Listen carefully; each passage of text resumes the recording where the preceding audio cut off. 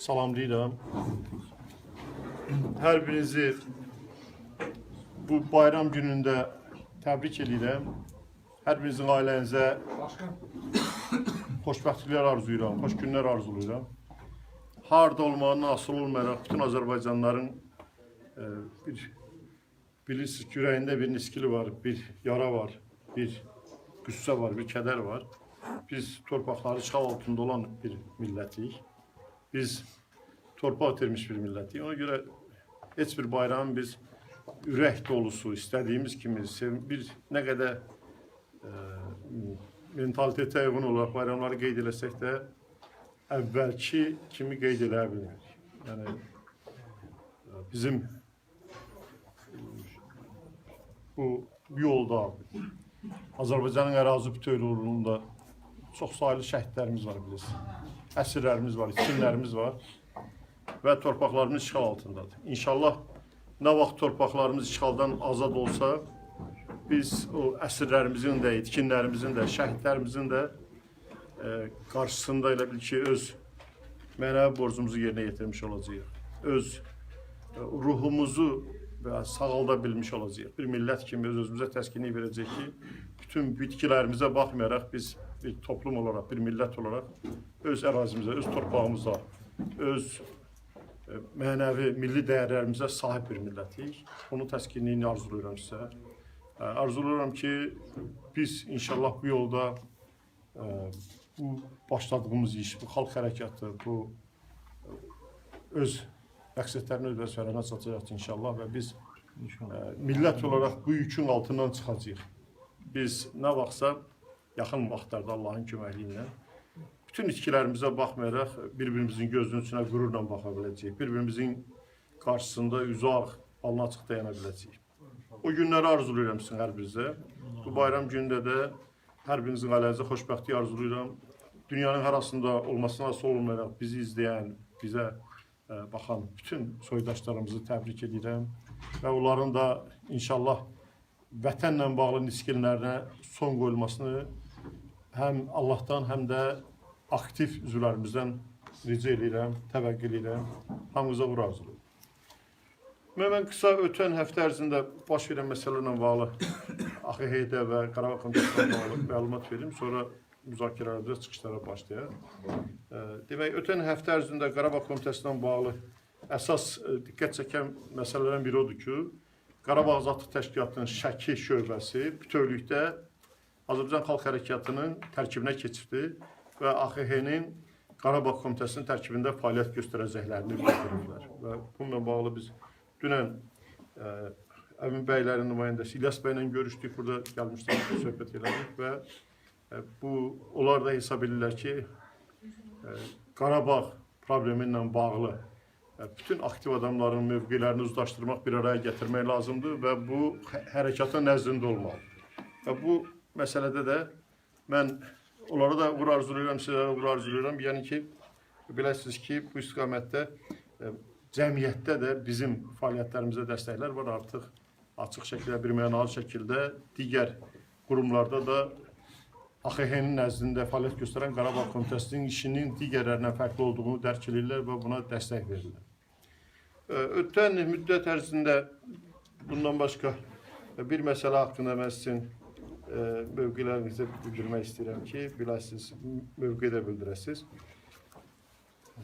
Bu ötən 2 gün əvvəl bizim idarə heyətinin üzvü Bəxtiyar Tuncay bəy bilirsiniz, polis zorakılığına məruz qalıb, onu mülki geyimli şəxslər uğurlayaraq aparıblar, terrorizmə qarşı mübarizə idarəsinə və orada ona fiziki cəza veriblər, təhdid ediblər. Sonradan bunu açıqlamamasından bağlı israr ediblər, hədə qorxular gəlib, buna baxmayaraq bu məsələləri biz ictimailəşdirdik. Xahiş edirəm, qapını örtünlər. Bu məsələləri biz ictimailəşdirdik və buna böyük bir təpki oldu və bu istiqamətdə də biz Azərbaycan Xalq Hərəkatının idarə heyəti olaraq müəyyən addımlar atdıq, müəyyən addımlar da atacağıq. Məsələ ilə bağlı hakimiyyətə qəti etirazımızı bildirdik ki, artıq banditizmə mütəşəkkil cinayətkarlara qarşı mübarizə idarəsi özü mütəşəkkil cinayətkarlıq idarəsinə çevrilir. Yəni vətəndaşları oğurlamaq, onların üzərində, alimin üzərində, məsələn 60 yaşlı bir alimi aparıb fiziki təzyiqlər vermək, onu döymək ki, sən dediklərindən imtina ilə bu indiki hakimiyyətin necə bir rəzil durumda, necə bir belə necə deyim, acınacaqlı bir vəziyyətdə olduğunu, bunların bu yalancı, bu mədəni görüntüsünün arxasında hansı maskanın arxasında hansı simanın, hansı irticası, hansı ağlı kəmliyin dayandığını ortaya qoymuş oldu. Yəni, ona görə, məsələ mən istəyirəm ki, bugün Qarabağ Komitəsinin iclasında sizlər də münasibət bildirəsiniz. Və bu istiqamətdə idarə heyəti həm Azərbaycan Respublikasının prezidentinə müraciət elədi ki, bu məsələ ilə bağlı biz sizdən görüşmək istəyirik. Yəni, bu ölkədə qanunlar işləyirmi? Siz konstitusiyon bir rejimin, bir qanunlarla işləyən bir dövlətin başçısınız, yoxsa siz orta, necə deyim, heç İbtidai insanın təfəkkürünün aşağı bir təfəkkürlə daş dövrünün məsələlərine uyğun şəkildə xoşunuza gəlməyən adamları linc elətdirirsiniz, döydürürsünüz. Onları bəlkə ətini kavad çəkir, yemək hesab fikriniz də var, belə bir şeylər budur. Bununla bağlı biz ölkə başçısından görüşmək istədik və eynən də Daxili İşlər Nazirinə bir daha müraciət elədik ki, bu məsələ aydınlıq gətirsin. Onlar hansı əsaslarla Azərbaycan Xalq Hərəkatı İdarə Heyətinin üzvlərinə qarşı bu cür zorakılıq edirlər? Niyə polis formasında olmur? Niyə məsəl üçün polis bölmələrində qanunsuzluqlar baş alıb gedir, cinayətlər baş alıb gedir? Siz ölkədə asayişin qorunmasına məşğulsünüz, yoxsa ölkədə cinayətkar bir mühit yaratmağa başlamışsınız? Sözünüz, özünüzü bir Koxan obrazında ictimaiyyəyə təqdim eləmək istəyirsiniz. Siz hesab edirsiniz ki, Azərbaycan cəmiyyətini yoxsa bu ağlınızla sındırıb, dizi üstə qoyub, onların hər birini susturacaqsınız? Məsələlərlə bağlı biz bir daha Daxili İşlər Nazirindən görüşmək istədiyimizi bildirdik. Eynən də dünən bizim nümayəndələrimiz Azərbaycandakı xarici ölkə səfirliklərinin nümayəndələrinə də müraciət edirlər. Və o istiqamətdə ilkin müraciət Amerika səfirliyinin nümayəndələrinə olub ki, biz Azərbaycanda baş verən qanun pozuntularla bağlı, antidemokratik şəraitlə bağlı, hakimiyyətin apardığı bu qeyri-qanuni fəaliyyətlərlə bağlı bu ölkədəki demokratik dünyanı təmsil edən ölkələrin səfirliklərinə, nümayəndəliklərinə bu məsələlərə münasibət bildirməsini tələb eləmiş. Və bu istiqamətdə inşallah planlaşdırılmış ki, digər ölkələrdə, dünyadakı demokratik imza olan ölkələrin səfirliklərinə də bu istiqamətdə müraciətlərimiz olacaqdır. Bunu da bu mübarizəni aparacaq. Yəni, bir məna şəkildə biləsiniz, mən sizə də əminəm. İndi bu istiqamətdə olan təzyiqlər, təqiblər Azərbaycan cəmiyyətini nəinki qorxutmur, əksinə daha da elə bir ki, bir mübarizə əhval edir və tədricən cəmiyyətdə bu hakimiyyətin zorakılıqlarına qarşı adekvat cavab vermək bir hissi yaradır. Yəni, mən dünənki izah dedim ki, bunlar Mübariz İbrahimov kimi övladı olan, oğulları olan bir ölkənin, bir milləti hesab edirlər ki, xox gəlməklə, döyməklə, nəsə bir-iki dənə qolu zoru gədanı tapıb alimlərin üstünə qaldırmaqla nəsə sustura biləcəklərsə, səhv edirlər. Bu səhvin də nəticəsi özdə başlarında partlayacaq, özdə çox pis partlayacaq. İkincisi, bilirsiniz, bu ölkədə Qarabağ qaziləri dolanışığa görə, məsəl üçün, müəyyən problem özlərini yandıran bir ölkədir. Üçüncüsü, bilirsiniz, bu ölkədə bu Qarabağ müharibəsinin ilk illərində 30 min şəhid oldu. 30 min şəhidin təqribən 20 mini könüllü gedib şəhid olmuş insanlar. Yəni, açığı bizim millət haqqında kimlərsə aşağı bir nəsə yaratmaq istəyirlər. Mən ikinci belə, məsəl üçün, Mübariz İbrahimov kimi bu oğlu olan, kinolarda olur ki, bizə real həyatdadır. Və könüllü, hər 3 nəfərdən ikisi könüllü gedib şəhid olan başqa bir millət nümunəsi tanımıram. Yəni, belə bir millətik biz. İnşallah bunu da tədricən həm öz ölkəmiz daxilində nəzarət əlimizə ala biləcəyik, həm də Azərbaycanın bütün ərazilər üzərində nəzarəti bərpa eləyə biləcəyik. Yəni, buna hamı əmin olsun. Sadəcə olaraq, dünən də biz idarə iclasında bildirdik. Bunlar bizi vaxtsız, vədəsiz bu cür təhqirlərlə, bu cür idarə üzərinə qarşı təzyiqlərlə aksiyalara, müəyyən addımlara təhrik eləmək istəyirlər. Biz ona getməyəcəyik və inşallah təşkilatlarından sonra, tam hazır olandan sonra bu ölkədə gerçək ölkənin sahibi kimdir, bu ölkədə xalq kimlərin arxasınca getməkdə maraqlıdır, bu xalqın bu hakimiyyətə münasibəti nədir, nifrəti nədir, bunların hamısını bir-bir üzə çıxaracaq inşallah. Sonra Qarabağ problemlə bağlı bir neçə cümlə dedim, çox vaxtınızı aldım.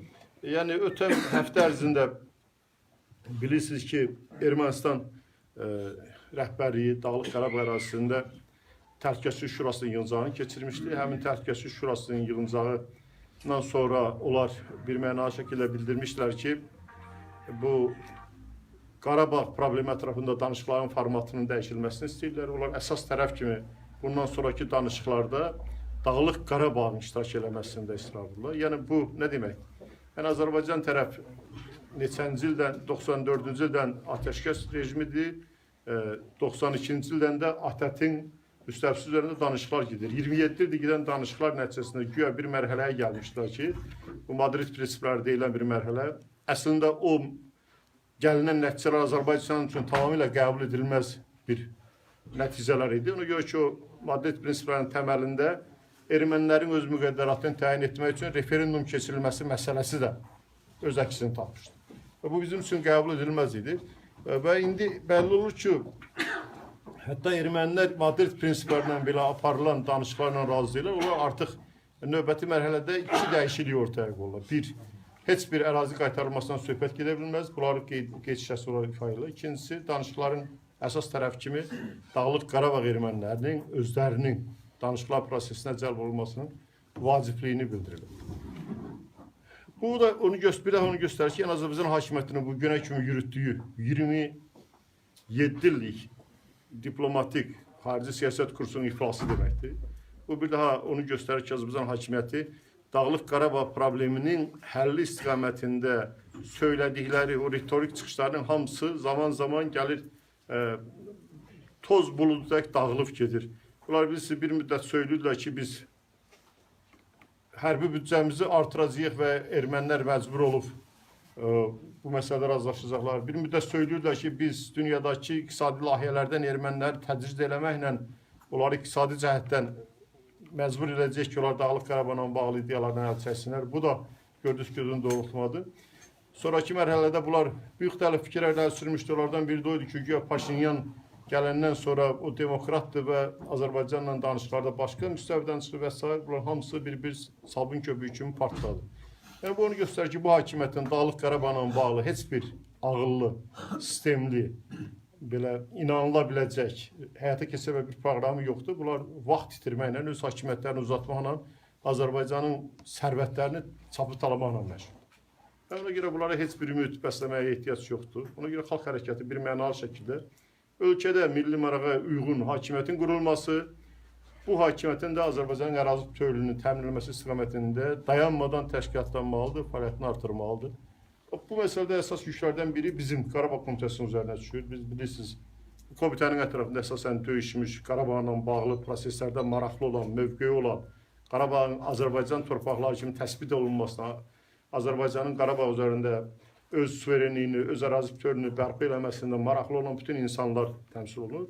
Ən aktiv təbəqə də məhz bu təbəqədir. Cəmiyyətdə ən sözü eşidilən təbəqə də məhz bu təbəqədir və cəmiyyət tərəfindən ən həssas təbəqə də söz sahibi olan təbəqə də Qarabağ uğrunda döyüşmüş, sağlamlığını vermiş və döyüşməyə hazır olan təbəqədir. Ona görə sizlərin üzərinə, bizim üzərimizə çox böyük məsuliyyət düşür bu istiqamətdə və biz ona görə siyasi aktivliyimizi də təşkilatçılığımızı da artırmalıyıq. Bugün bayram günüdür, ona görə biraz biz gözlədiyimizdən biraz insanlar az həm də yağış yağır, rayonlardan gəlmirlər. Ancaq hər halda bilirsiniz ki, biz artan bir sıra ilə davam edirik. İnşallah növbəti yığıncaqlarımızda bunları görəcəksiniz. Və bilirsiniz, biz aprelin 20-sində Qarabağ problemi ilə bağlı geniş forum keçirməyə hazırlaşırıq. Bu istiqamətdə müəyyən addımlar atmışıq. Sənədləri hazırlayırıq. Növbəti yığıncaqlarda həmin sənədlər forumda nə cür keçirilməsi və s. məsələlərdən müzakirə olacaq. Mənim demək istədiyim bu qədər bir uzun oldusa üzrü sayın. Buyurun, kimin fikri var, çıxırılmaz. Buyur bəy. Mən də bütün xalq hərəkatının üzvlərini, yəni bayram münasibətinə təbrik edirəm. Bütün xalqımızı bayram münasibətinə təbrik edirəm. Əhməd bəy, sizin də fikirlərinizə mən qoşularaq öz fikrimi, münasibətimi bildirirəm. Bəxtiyar Tuncaya haqqında bu dövlətin gördüyü o səviyyəsiz bir hərəkət. Yəni, dövlət özü başa düşmür ki, Bəxtiyar Tuncay kimi bir alimi döymək və bunu biz əgər cəmiyyətin qarşısına çıxardırıqsa, bu özünü təhqirləmək deməkdir. Niyə görə? Alimi döymək olmaz. Bütün beynəlxalq prinsiplərdə var ki, alimləri döymək, onların şəxsiyyətinə toxunmaq, onları təhqirləmək. Gör, bizim polisimiz, bu dövlət bizim polisimizi necə qurub ki, polis çox aşağı səviyyədədir Azərbaycan dövlətində. Azərbaycan dövlətinin polisi. Bax siz dünənki hadisələrə baxdınız, bir qrup insanlar öz fikirlərini demək istədilər, dövlət tədbirlərində öz fikirlərini yığışaraq demək istədilər.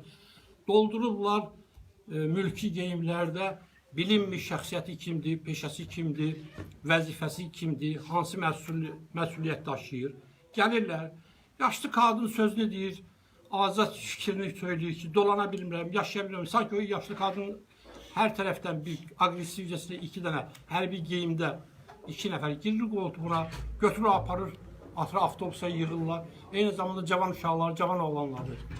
Sanki bu milləti, bu hakimiyyət nəyə təval edir? Birinci çəkir aqressivləşdirməyə. Həm bax üçün bir Bəxtiyar Tuncay haqqında bir neçə kəlməmi də bildirmək istəyirəm, biraz mətləbdən yayındım. Bəxtiyar Tuncay kimi bir alimin əsərlərindən, böyük əsərlərindən indiki doktoranturada işləyən tələbələr nə qədər qidalanır, nə qədər onun elmi əsərlərindən istifadə olunur.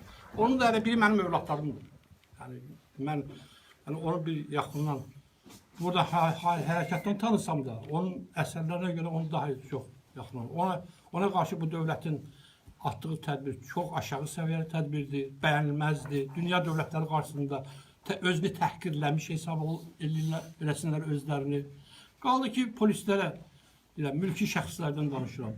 Yəni, xalqa qarşı bu qədər aqressiv hərəkət eləmək olmaz, xalqı bu qədər təhqir etmək olmaz, xalqı bu qədər alçaltmaq olmaz. Bu xalq sənin vətəndaşındır, ay dövlət. Siz and içmişsiniz, konstitusiyaya əl basmışsınız. Siz demişsiniz ki, mən hər bir şəxsin qarantiyam. Azərbaycan vətəndaşının qarantiyam. Mülki geyimdə insanların, yəni polisin içərisində işləyirlərmi, onlara verilən nə qədər pullar var, nə qədər bu dövlət büdcəsinə ayrılır, bilinmir hansı vəzifədədir, onların ixtiyarı var, yoxdur. Dünən bir insan cavan oğlanın qoltuğuna giriblər, aparırlar darta-darta özdə vəhşicəsinə. Oğlan deyir, təqdim edin sənədinizi, siz kimsiniz? Siz kimsiniz bizi aparırsınız, özünüzü təqdim edin. Sanki heç bir dövlətdə bir qanun, qayda, prosedura, yəni vətəndaşın hüququ yoxdur. Elə bir sanki istədiyi kimi aparıb döyərlər, istədiyi kimi təhqir edə bilərlər, istədiyi kimi cəzalandıra bilərlər. Bu nə dövlətçilikdir? Bu vətəndaşlar inanırsınız ki, əli insanın sözü olması, balaca konsulaya gedirəm, mən böyük bir konsulaya gedirəm. Sanki millət özünü konsulaya yerdə hiss edir. Elə bir böyük bir türmədə hiss edir. Yəni bu belə dövlətçilik olmaz, aqressivləşdirmək olmaz. Bunlar ərəb dövlətlərinin rəhbərlərini görmədilər mi? Görmədilər mi Qəddafinin vəziyyətini? Görmədilər mi Səddam Hüseyni? Bir neçə dövlətləri misal çəkmək olar bunlar, dövlətlər olur. Qaldı keçirəm Qarabağ prinsiplərindən. Mən də bağışlayın, sizin vaxtınızı biraz çox alıram, üzr istəyirəm sizdən. Qarabağ haqqında ermənilər çox operativ işlər görürlər. Bax, mən xarici kanallarda izləyirəm, Rusiyanın kanallarında izləyirəm, Azərbaycan kanallarında izləyirəm.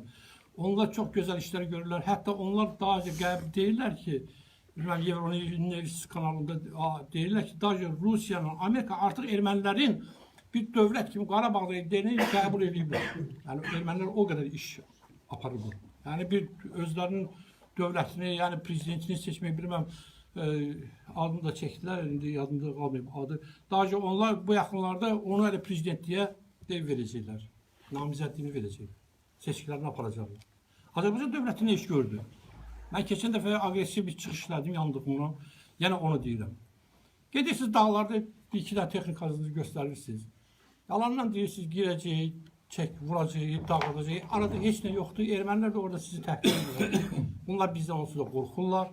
Bunlar onsuz da 100 il Azərbaycan kimi qorxaq bir dövlətlə mən konuşuyorlardı. Bizi təhqir edirlər, vətəndaşlar təhqir olunur. Biz özümüz, öz vətənimizdə bir dəstə qorxaq erməni tərəfindən təhqir olunur. Başa düşürsünüz bu nə deməkdir? Yəni sanki bizə deyirlər ki, onsuz da ürəyiniz yoxdur. Hətta onların bəzi kanallarında var, gizlin kanallarında. 2 erməni hərbisi bir-birinə söyüşlə danışır, bizi təhqir edir ki, onsuz da 25-26 il ağlayırlar. Nə gəlib, adama deyərlər, kişi sən bəsdə bu 26 il ağladın. Biz gil torpaq valda. Sizin qarşınızı kəsən kimdir? Dövlətləri də bezikdirmişsiniz, dünyanı da bezikdirmişsiniz, bizi də bezikdirmişsiniz. Və ala bilmirsinizsə, ağlaşırsınızsa, birbaşa mən bu sözü dövlət rəhbərliyinə göndərir. Bax, onlar Azərbaycan dövləti, Azərbaycan Mübariz İbrahimov kimi, bizim böyük Fərid kimi qəhrəmanlarımız var. Böyük igidlərimiz var. Bu qəhrəmanlara təhqir göndərirlər. Xalqa təhqir göndərirlər. Birbaşa bu söz onların özünə aiddir. Oturdunuz, ağlatdınız, iş görə bilmədiniz. Qarabağa İskəndər Həmidovun sözü olmasın, siz Qarabağa diversiya qrupları göndərə bilmədiniz, özünüzü qorxdunuz və xalqı da qorxaq hesab ediniz, xalqı da əzdiniz. Əyilmiş xalqa döndərdiniz. Biz bunu belə qoymayacağıq. Biz onlara qarşı tədbir görəcəyik. Ancaq biz istəyirik ki, demokratik şəkildə. Bax, gördünüz, Qazaxıstanda nə oldu? Nursultan Nazarbayev sadəcə olaraq təhvil verdi, çıxdı, getdi. İslam Kərimov onun kimi. Mən də İlham Əliyevə təklif verirəm. Zəhmət çəksən də, dinc yolla. Onsuz da sən bundan sonra dövləti idarə edən proqramların yoxdur, sənin komandan yoxdur. Sadəcə olaraq dövləti təhvil ver, millətə çıxır. Sənin böyük qəhrəmanlığı xalq səndən bu cür gözləyir. Sağ olun, çox sağ olun. Sağ olun. Buyurun Əmin. Bayramımızdır, bayramımızı təbrik edirəm. Allah bizə ləyaqət və cəsarət versin ki, gələn bayramı bütövləşmiş ərazilərimizin əldə olunduğu bir məqamda çevirilər. Amma indi mən İskəndər bəylə danışdım, hamımızdan üzr istədim. Bugün gələ bilmir. İşləri var, həm ailə, həm bu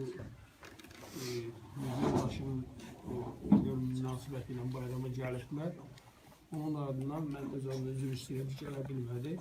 Amma indi mən sizə bir şey demək istəyirəm. Hamımız burada oturanlar əlində silah, dəfələrlə ermənilərlə üz-üzə dayanmış, ölümü görmüş kişilər. Bizə uzaqdan dayanıb barmaqla hədələmək heç yaraşmaz. Bu da qabul olunan deyil. Ən böyük, ən birinci prinsipal məsələ qısa müddətdə bütün respublika boyu mən döyüşçülərimizi, qeyrətini, namusunu itirmiş gədələrindən fərqli olaraq dəvət edirəm, toparlansınlar. Əgər o toparlanmaq olmasa, biz heç kimi güc nümayiş etdirə bilməyəcək. O qolu qoyubdur, deyir ki, mənim qolum əyəcək. O qolu əyməyə qol lazımdır da, eləmi? Mən burada çox xahiş edirəm. Ritorikalarımız zadı tamam bütövləşdirib, biz gücə çevrilməsək, nə bu ölkəni hərraca qoyur, talayan rejimə, nə də ki, bizi hər gün alçaldan, aşağılayan ermənilərə cavab verə bilməyəcək. Bəli. Bu açıq bir şeydir. Mən buradan durum, burada onu hədəliyim. Vallahi mən çox xəzərət keçirəm, ona görə ki, bax, bölümdə, qarşımda, ətrafımda o kişilərin döyüşlərini mən görmüşəm. Onların cəsarətini, ləyaqətini görmüşəm, özə təhlili ilə, qoşarlı ilə. İndi bunlar deyirlər ki, nə bilim, buradan aransa burası raketlər alıbdılar, nə alıbdılar, bilmirəm. Bu günləri, o raketləri, o döyüşləri, kişiləri, o texnikanın arxasında ürəyi vətən məhəbbəti ilə yanan kişilər durmursa, Ali Baş Komandan deyilən şəxs bu vətəni, bu milləti balasından 100 dəfə artıq istəmirsə, bu olmayacaq. Ona görə də şükür Allah, İndazdan xalq hərəkatı və onun da nəzdində formalaşmış, qüdrəti gündən-günə artmağa meyilli olan Qarabağ Komitəsinin iclasındayıq bu günləri. Mən çox xahiş edirəm, məni eşidənlərə, məndən xoşu gələnlərə, məndən xoşu gəlməyənlərə bir müraciət edirəm. Bizim vahid məqsədimiz torpağımızın azad olunması uğrunda yumruq kimi birləşməkdir. Burada yenə deyirəm, hər hansı partiyada ola bilər ki, əqidələri uyğun olan adamlar olsun. Amma burada vətəni sevən kişilər gəlməlidir. Bax, xanımlarımız var, mən nətər görmüşəm onları döyüş meydanında, nətər onların kinini axır. Hamısı, yəni bax, bizim qeyrətli balalarımız, qızlı oğlanlı. Ona görə mən çox xahiş edirəm və müraciət edirəm. O digər Qarabağ Komitəsi də var. Hamımız bir yerdə olmalı. Qarabağ Komitəsi 3-4-dən ola bilməz. Qarabağ Komitəsi bir olmalıdır. Oradakiləri də baş əyirəm. Onlara da böyük hörmətim var. Amma qardaşım, biz bir yerdə olan da güc olasıyıq. Bizim bir məqsədimiz nədir? İllərdir taxtaq altında olan o döyüşlərin ruhiyyata müqəddəs torpaqlarımızı azad eləmək. O qan tökülmüş torpaqları azad eləmək. ayrı bir məqsəd yoxdur. Ona görə də hamımız yumruq üçün birləşməliyik. İndi inşallah yəqin ki, hörmətli sədr deyəcək, Qarabağ forumu hazırlayırıq inşallah. O forumda Respublikanın bütün rayonlarından real kişilər gəlməlidir. O gücü görəndə biləcəklər ki, nə indiki bu anası ölmüş, puldan başqa heç nəyi görməyən rejim və erməni də başa düşəcək ki, o torpaqlar orada qalmayacaq. Mən sadəcə erməni Paşinyan bir şeydən üzr istəyirəm, mən çox danışdım, 1000 dəfə üzr istəyirəm hamımızdan. Paşinyan nə isə bir danışıbdı ki, xalqla danışmaq istəyir. Mən də buradan hələ xalqın adından yox, mənə inanan döyüşçü dostların adından deyirəm, Paşinyan, Allah xatirinə. Sən o vaxt danışa bilərsən ki, sənin bu günləri əlində olan əraziləri sən almışsan millət olaraq, oğul olaraq. Ağlar, axmaq, fikirləşməyin ki, o torpağı Rusiya, Fransa, Amerika siz təhsil almışsınız. Allah rəhmət eləsin, Bəşir Səfəroğlu'nun bir Arif Quliyevlə bir verilişi vardı. Arif Quliyev möhkəm çevridir, Bəşir Səfəroğlu da çevridir. Bəşir Səfəroğlu oturubdu, Arif Quliyev divardan tuta gedir. Get, görək divar qutarandan sonra hara gedirsən. Qardaşım, bu xalq sizə o torpaqdan zərrəsini də verməyəcək. Həm bu günləri hakimiyyət başında olan qüvvələri, vətən torpağının, həm də siz fikirləşin ki, Paşinyan birbaşa sağa deyirəm. Məndə sizin deputatın, 55 deputat imzası ilə müraciət var, gələn dəfə onu gətirəcək. Təəssüflər olsun ki, daxildə olan xəyanətin nəticəsində biz onu araşdıra bilmədik. Və bil, sən yox, Rusiya yox, biz hələlik özümüzü düzmüşük. İçərimizdən olan qüvvələr, hakimiyyət zəlili, pul zəlili olan qüvvələr bizim səhvimizdən, sadəlövlüyümüzdən, təcrübəsizliyimizdən istifadə edilibdir. Amma inşallah biz o torpağa, bax burada oturan kişilərə arxalanıram və nə qədər ki, ömür vəfa eləsə, Allaha and olsa əlimdə avtomatla gedəcəm. Və biz inşallah bir daha müraciətimi sizə yönəldirəm. Bütün Respublikanın oğulları vahid məqsəd üçün bu Qarabağ Komitəsi ətrafında birləşirik. Bizim də ətrafımızda bizi də əhatə edən, daha da güvəndiyimiz xalq hərəkatı. Çox təşəkkür edirəm. Sağ olun. Və hamınızı qeyləmək istəyirəm. Adım Nəsim idi, Azərbaycan Xalq Hərəkatının üzvü, Qarabağ Komitəsinin üzvü olaraq Bəxtiyar Tuncaya qarşı olan hərəkəti, mən mütəşəkkil banditizm, terrorizmə qarşı olan bu idarə hərəkətini pisləyirəm qəti şəkildə və buradan onlara səslənirəm. Onların yüksək vəzifəli general heyətinə səslənirəm. Yəni sözüm odur ki, mən təkliflə çıxış etmək istəyirəm. Təklifim budur ki, gəlin bir planlı şəkildə bir plan hazırlayaq.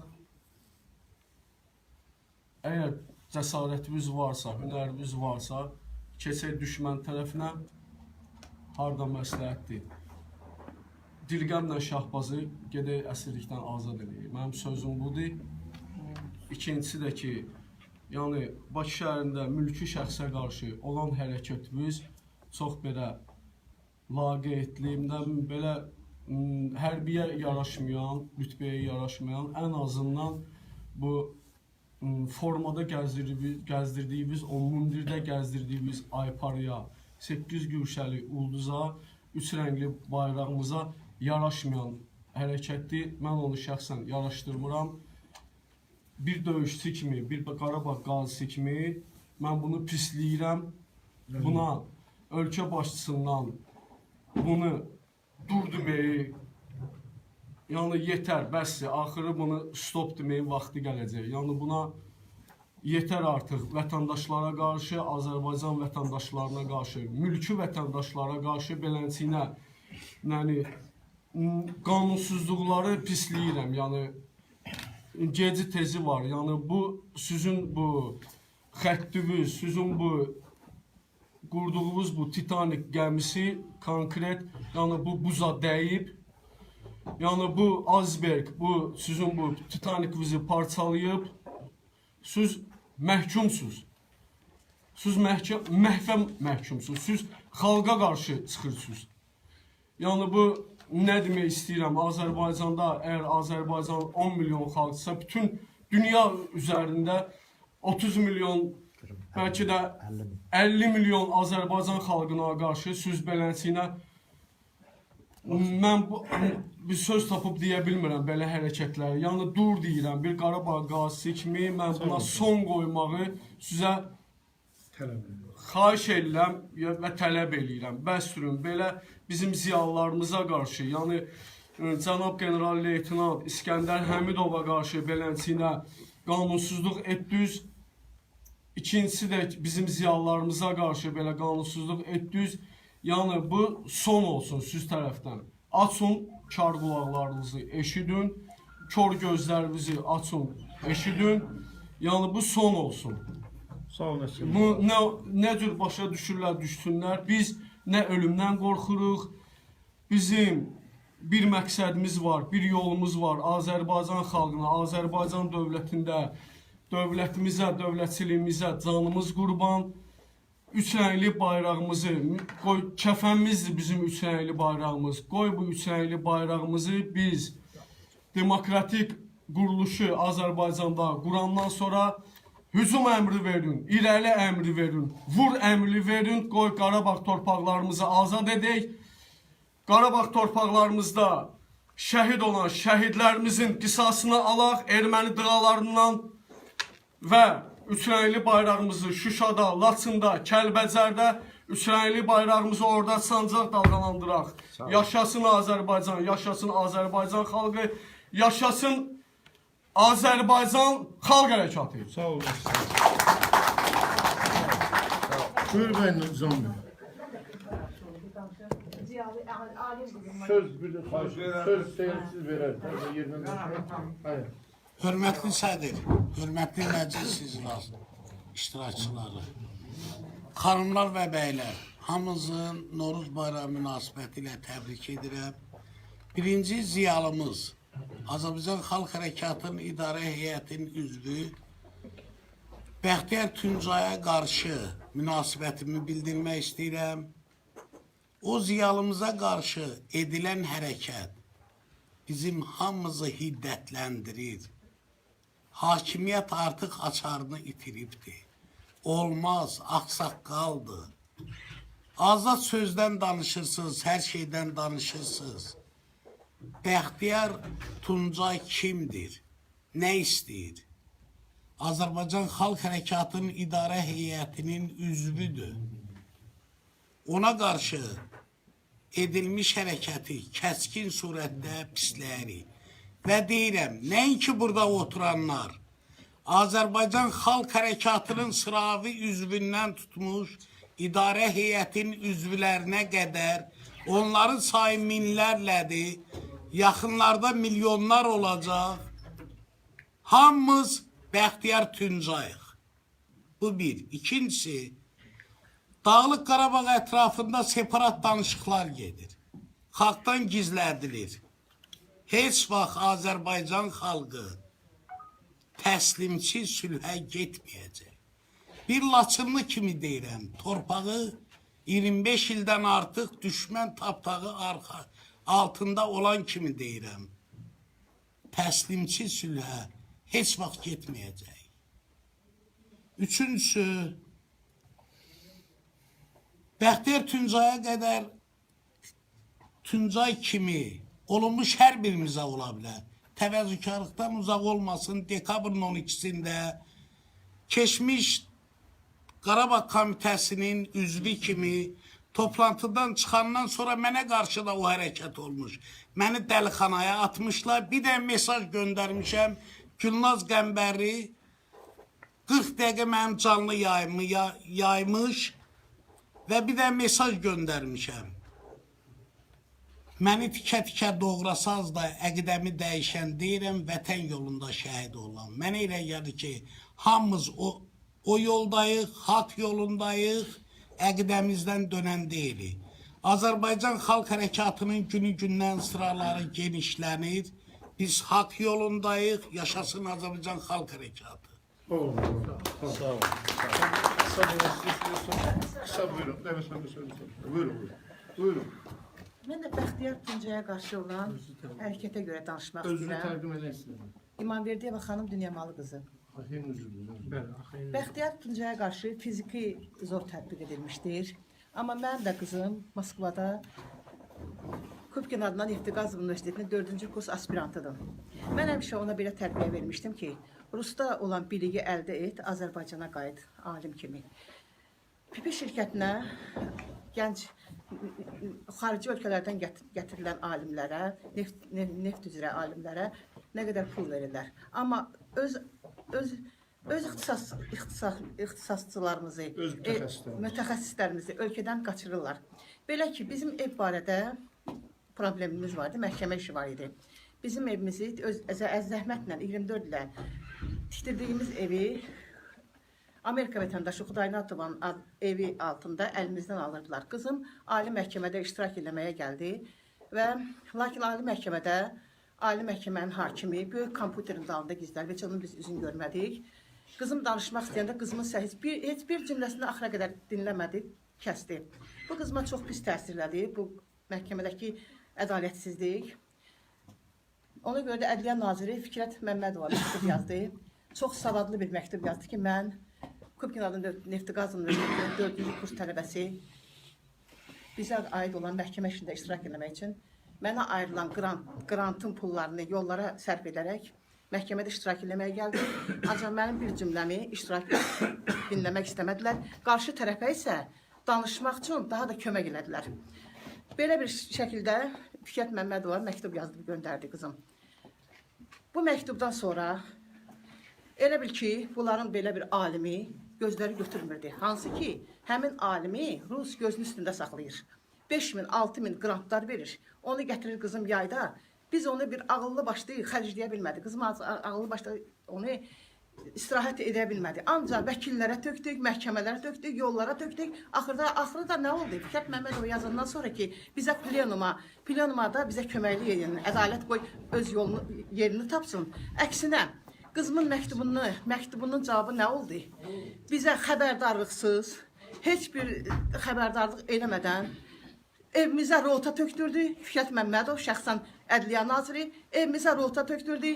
20 dənə fövqəladə maşını ilə, 20 polis, 3 dənə 166 yük maşını, bir 10 fəhlə, mebellər sökən, yığan, tökdülər üstümüzə qızımın kitablarını, alimin kitablarını, hansı ki, Rus onu gözünün üstündə saxlayır, akademiyaya verib.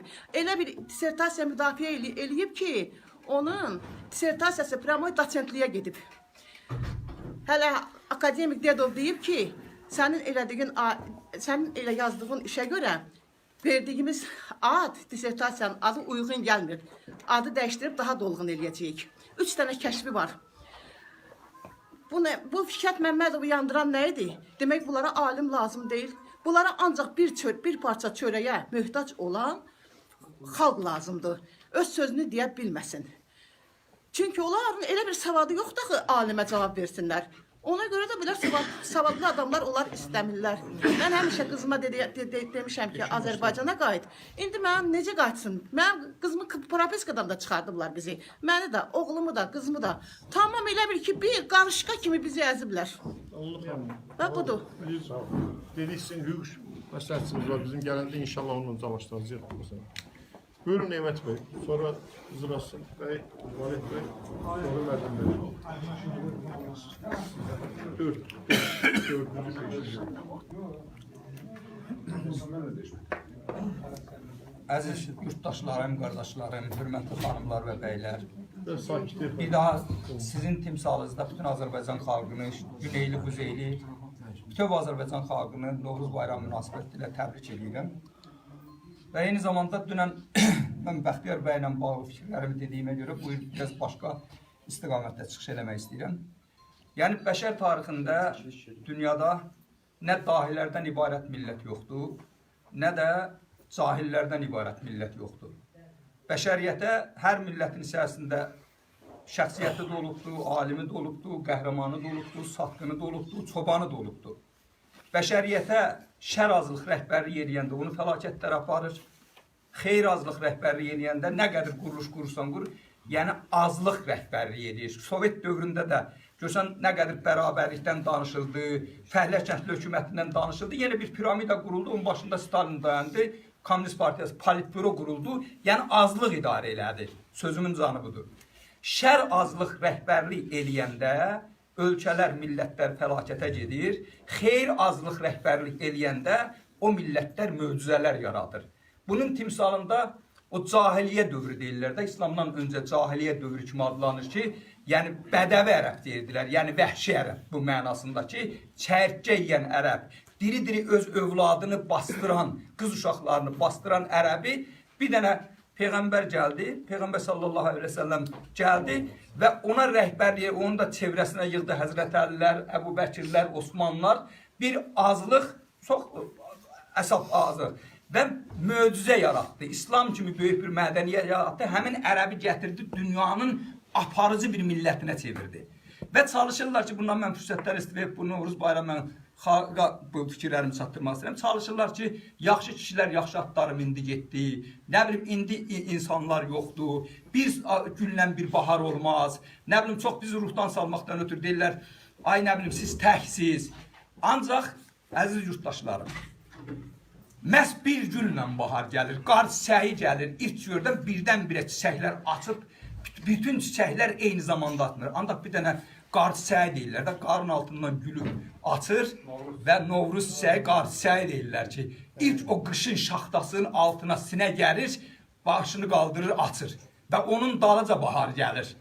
Və bir millətlə, məhz bir şəxsiyyətlər millətləri tarixin təkərini çeviribdir. 7777 dəli birdən-birə Çənlibeliyə çıxmayıbdır. Bir dənə Koroğlu gəlib, bir dənə iki peyğəmbər gəlməyib eyni vaxtda, bir dənə peyğəmbər gəlibdir, bəşəriyyətin nizamını dəyişibdir. Bir millətin içindən bir dənə qəhrəman çıxıbdır, Səttarxan, bir dənə Səttarxan olub, bir dənə Cavadxan olubdur, bir dənə Babək olubdur, bir dənə Şah Xətai olubdur, bir dənə Fatih olubdur, bir dənə Teymur olubdur. Ancaq o bir nəfərlərin içində sözümün canı var.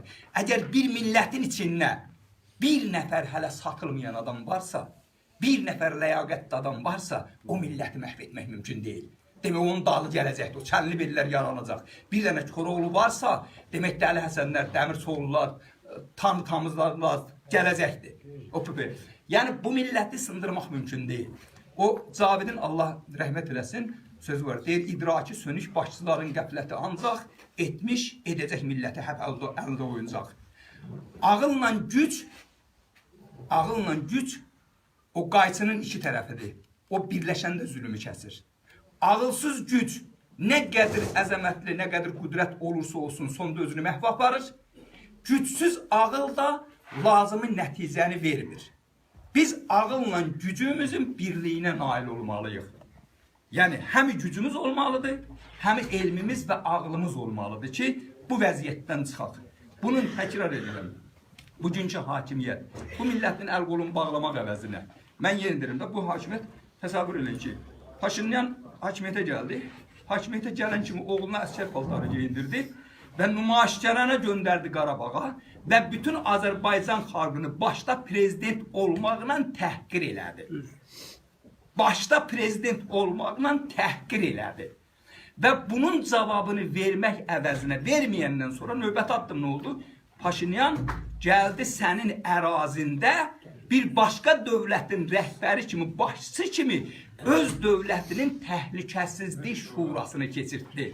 Və sənin bir ölkə kimi, bir millət kimi və milləti də təhqir etdi. Milləti də təhqir etdi. Necə bir şey deyil bu? Və bizim milləti təhqir etdi. Həmin ordumuz, həmin polisimiz, həmin o güc qüvvələri Paşinyanın cəzasını vermək əvəzinə, o samolyot göyə qalxarsa onu orada gömmək əvəzinə nə edib? Necə 88, 89, 90-cı illərdə olduğu kimi və bu xalqın əl qolunu bağlayıb, sınırı çəkib, ermənilərin orada təhlükəsizlik ölkə yaratmağına xidmət edir. Mən 88-ci ildə ilk dəfə rəsmi şəkildə aparıldım polis idarəsinə və o vaxta qədər o Çənlibeldə bizim mübarizəmiz var idi. İlk dəfə aparıldım rəsmi prokuraturaya və orada uzun o mahiyyətini çatdıracam və başladı ki, biz indiyə qədər sənə ona görə məhv etməmişik ki, demişik cavan oğlandır, filandır, sən Çənlibel'dəki çıxartdığın hoqqalardan Leytenant Şimit zavodu geldi. Onda zavodda elədiyin şeylərdən elə bilmə ki, xəbərimiz yox idi. Bu günə qədər sənə ona görə güzəşt eləmişik ki, cavan oğlan idin, nə bilim fikirləşirdi ki, düz yola gələsən, bugündən etibarən 2 nəfərlə danışsan səni məhv edəcək. Bu şəkildə ultimatum verdilər. Və orada qalxdım həmin prokurora. Şişirtmədən deyirəm. Dedim, ay şərəfsiz. Sən belə kişisən, git sən torpağa erməni iddia. Biz burada qalxmışıq ki, erməni bizim üzümüzə təcavüzə qalxıb, torpaq iddiasına qalxıbdır. Mən zavodun fəhləsiyəm. Mən adi bir vətəndaşım. Mən qalxmışam ki, düşmənə ehtiraz eləyəm. Sən mi düşmənin qabağını almaq əvəzinə, vətəni qorumaq əvəzinə hələ ehtiraz eləyənləri çağırıb hədə qorxu gəlirsən ki, səsimizi çıxartmayaq. Dedim, mən sizə söz verirəm ki, bugünə qədər mən sizin dediyiniz qədər də aktiv olmamışam. Ancaq bugündən sonra sizin dediyinizdən də qat-qat yüksək səviyyədə mübarizə aparacam. Eləməsən namərdsən, nakişisən, məhv eləməsən. Bax, oradan çıxdıq, gəldiksə otlu başladıq tətillərə. Yəni, onu bunu gətirir də bizə sındırmağa çalışırdılar ki, derim, hələ 88 meydan hadisəsi zamanı ki, artıq bütün xalq qalxıb ayağa, bütün millət qalxıb ayağa, bütün dünyanın ləzziyə salıbdır, yapışdılar mənim yaxamdan belə. Tanınmış, məşhur, dahi deyilən bir adam. Dedi, sən provokatorsan, sən Azərbaycanı ölümə aparırsan, Rusun adını çəkmək olar, Rusa qarşı çıxmaq olar, Rusa qarşı mübarizə aparmaq olar. Elə ki, biz millət olaraq milli birliyə nail olandan sonra sözüm edir, həmin polis rəislərin qabağında, həmin ondan 88-ci ildəki dövrdən qabaq, girəydi bir dənə polis işçisi, bir dənə Moskvadan adam gələrdi, Azərbaycan xalqının qataydı qabağına, sürgün edir, heç kəsin cəsarət çatması deyəniyə. Elə ki, millət bir araya gəldi, həmin polis rəisləri də, həmin prokurorlar da, həmin raykom katibləri də, həmin imperiyanın ən ali nətər də despotları da gəldi xalqın qabağında diz söktü. Ona görə bizim yolumuz milli birlik, milli xilaf. Biz yenə də o milləti təzədən parçalayandan sonra, mən dəfələrlə meydanda demişəm, biz ora Bakılı kimi, Şəkili kimi, Qubalı kimi, Qazaxlı kimi, Ermənistanlı kimi gəldik. Ancaq meydanda Azərbaycan idealları ətrafında birləşdik, yumruq olduq və dünyanın ən mübariz xalqı olduq. Və Sovet imperiyası kimi quduz bir rejim bizim qabağımızda diz söktü. Ancaq o diz sökəndən sonra isə həmin şərəfsizlər, həmin milli satqınlar çalışdı xalqa aşıladı ki, əşəsləri onsuz da öz-özünə dağılıb, bu müstəqilliyi bizə pay veriblər, biz mübarizə aparsaydıq da, aparmasaydıq da bu belə olacaqdı və bunlar əl-ələ verərək millətdə təzədən özünə qarşı inamistini öldürdülər. Millətin ruh yüksəkliyini öyrədilər, təzədən aşıladılar ki, bizim taleyimizi Amerika, Avropa, nə bilim, böyük dövlətlər həll eləyəcək. Millətin özünə inam sındırılandan sonra təzədən milləti əyalətlərə parçaladılar, üstünə də əlavə edildi partiya millətləri, yapçı, cəbhəçi, klasik cəbhəçi, bu böldülər, bu vəziyyətə saldılar. İndi biz xalq hərəkatında bura yığışmaqda məqsədimiz yenidən həmin milli birliyə nail olmaqdır. Və biz o milli birliyə partiya millətlərindən, o əyalətçilik, tayfaçılıq təfəkküründən çıxıb, yenidən millət olanda əmin olun ki, bu gün o despotlardır, o harın qudurğanlar da gəlib bizim qabağımızda diz sökəcək və erməni gədələrini də diz söktürəcək. Və biz sübut edəcək ki, belədir. Ona görə bizim yolumuz milli birlikdir, milli dövlətçilikdir. Və bundan bizim xilasımız da bu birliğimizdir. Sağ olun.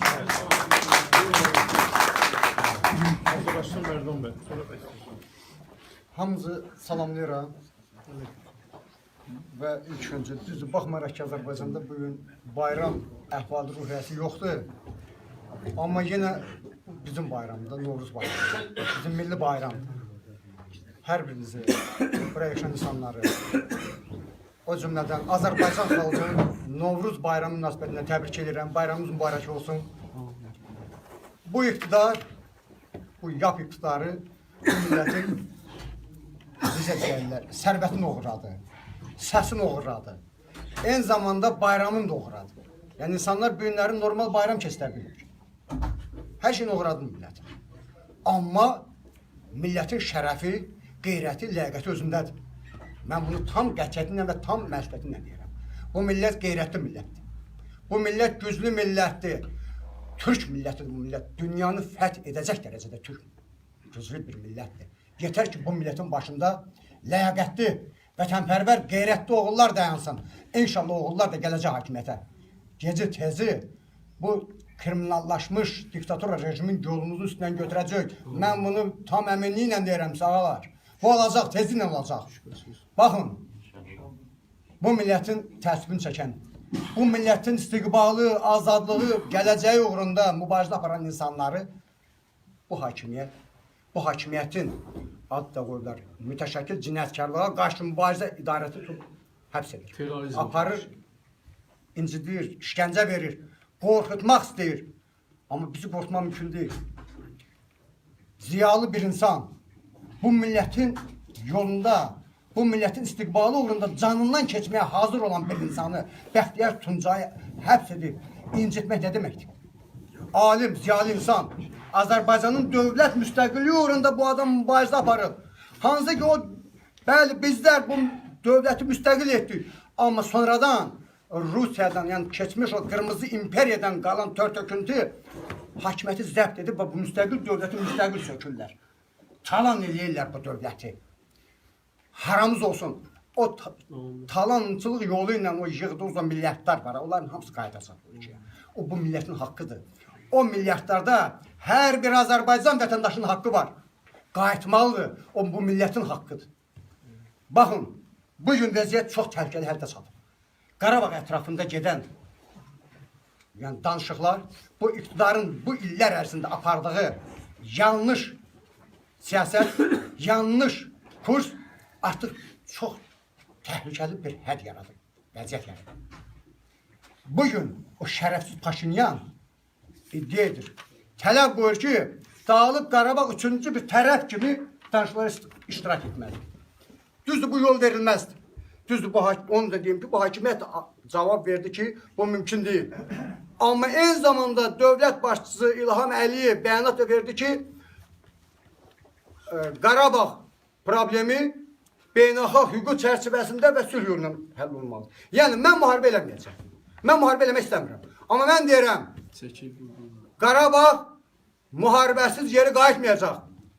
Azərbaycan dövlətinin ərazi bütövlüyü mütləq müharibədən keçir. Müharibə, yenə müharibə. Amma müharibəni etmək istəyən insanlar olmalıdır hakimiyyətdə. İlham Əliyev müharibə eləməkdən qorxur. O, hakimiyyətin əlindən çıxacağından qorxur. O, müxtəlif yollarla çalışır ki, hakimiyyət əlində qalsın. Çünki, məsələ məlumdur, bunlar o qədər cinayətlər eləyiblər. O qədər bu millətə zülm eləyiblər, bu dövlətçiliyə xəyanət ediblər və qisasdan qorxurlar. Və qanunlar qarşısında cavab verəcəklərindən qorxurlar. Onlar hakimiyyətə getmək istəmirlər. Və rahat oturublar, sökürlər, talayırlar. Və bir söz işlətdim, onu yenə deyəcəm bugün. Azərbaycanın bu illər ərzində futbol meydançasına çevirdilər, kiməsə də təpi vurdular.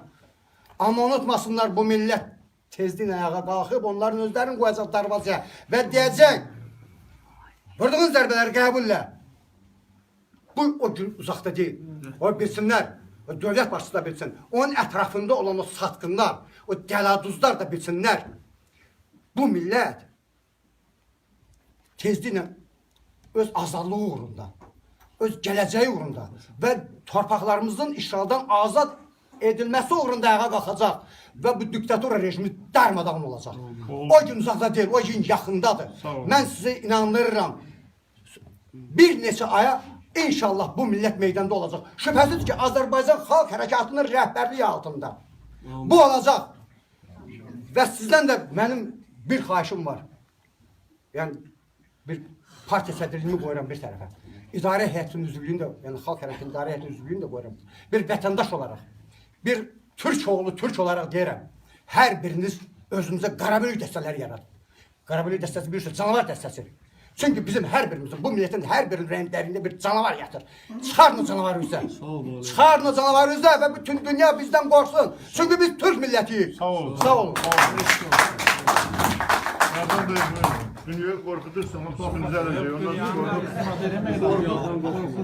sodaklar zaten gece Əhməd bəy, biz qorxan deyilik. Çox sağ olun. Dünya baxımından ki, bizdən haqqınızı tapdırmasınlar. Mübarək bayramımız münasibətilə təbrik edirəm.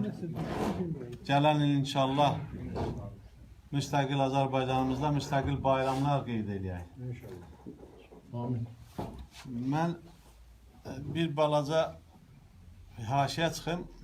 Vaxtilə biz Qarabağda vuruşanda Eyvazla, Nəsimi də indi o bölgədəndirlər, ona görə deyirəm. Rəhmətli vəzirlə bir gün getmişdik, razvedka pozisiyasındayıq. Yanımızda da bir cavan uşaq var idi. Ağaçlar tərpənəndə bir ağacın arasından baxdı ki, qabaqda erməni var. Baxdı ki, vəzir, erməni var.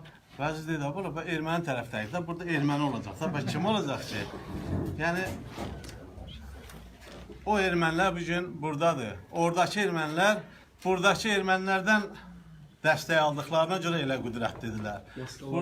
Buradakı ermənilər onlara dəstək olduqlarına görə oradakilər, Paşinyan kimdir ki? Paşinyan haran tulasıdır ki, böyünkü gündə gələ orada Qarabağda bizim qazilərimizə meydan oxuya, bizim milləti təhqir eləyə. Valla bizdə mübarizlər, bəlkə də buradakilərin hamısı mübarizlər. Hamısı mübarizlər.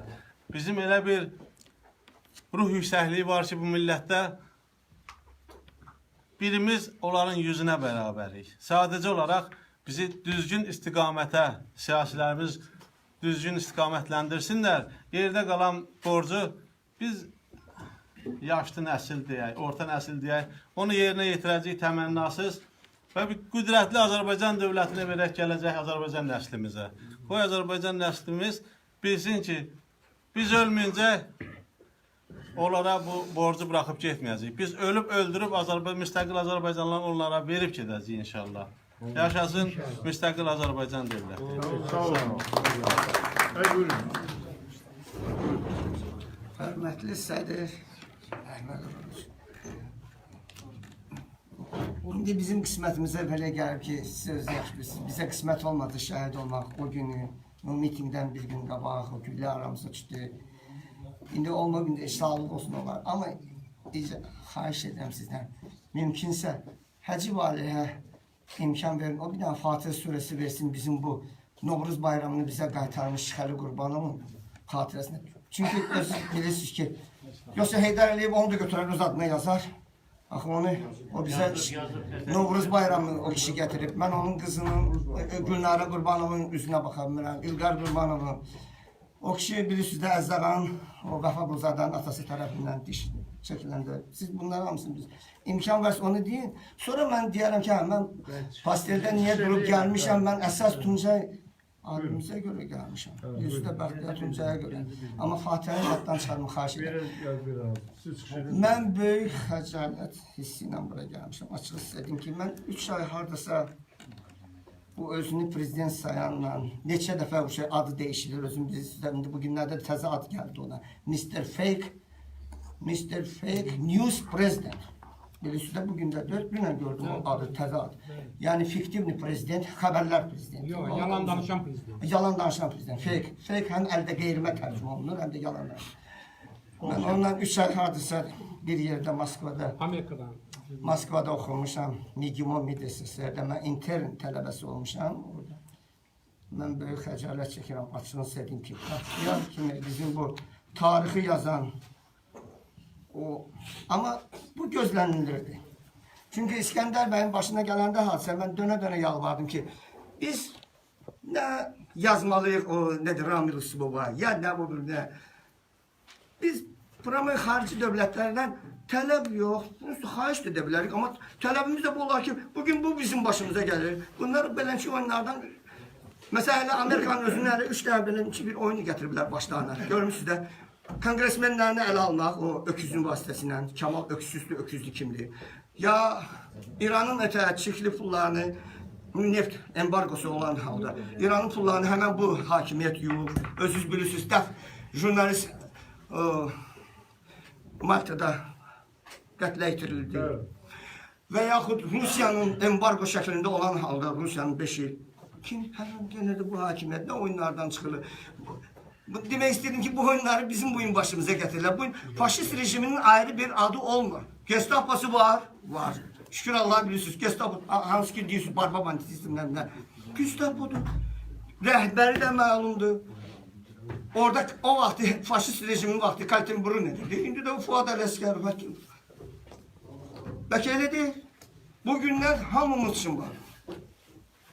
Vallahi gene de deyirəm ki, böyük xəcalət çəkirəm ki, mən bununla 3 ay bir yoldaşlıq, təhsildə dost olmamışam, bu söhbəti yox. Amma Qarabağ forumu haqqında bunu deyirəm ki, 20'si olacak da forma. Aprelin 20'si. Mənə elə gəlir ki, bu hakimiyyətə qarşı, bu diktatura qarşı biz ayrı-ayrı cəbhələrlə gəlib bir istiqamətə vura bilərik. Amma Qarabağ cəbhəsində, Qarabağ forumundan qədər mənə elə gəlir ki, bu 3-4 Qarabağ komitələri birləşəcək. Biz bir cəbhədə vuruşmalıyıq. Mən belə biləm. Sözüm bu. Bəyin təkliflə bağlı bir də üstü, həqiqətən də siz bilirsiniz, bizim iclasın gedişatı haqqında birazdan fikirləşirik. İndi sonradan təklif, mən bundan sonra xahiş edirəm, iclasın gedişatına bağlı biz bilirik də neyin edirik, ona görə lazımdır. Ancaq indi təklif verirsə ev yoxdur. Bizim onsuz da düşmən tapdağında olan torpaqlarda o qədər Quransız yatan şəhidlərimiz var ki, bizim o qədər bir dəqiqə övladları dünyanın hər yerine səpələnmiş, bu Quran təlavət olunmayan üzərində insanlarımız var. Var ki, hamısının bir Hacı xahiş edək ki, onların ruhuna yad eləmək üçün bir dənə fatihə verir. Allahumma qəlbini və nəstəinə və l-müslimat ələhiyyətini və l-Allah və ilə ruhilli.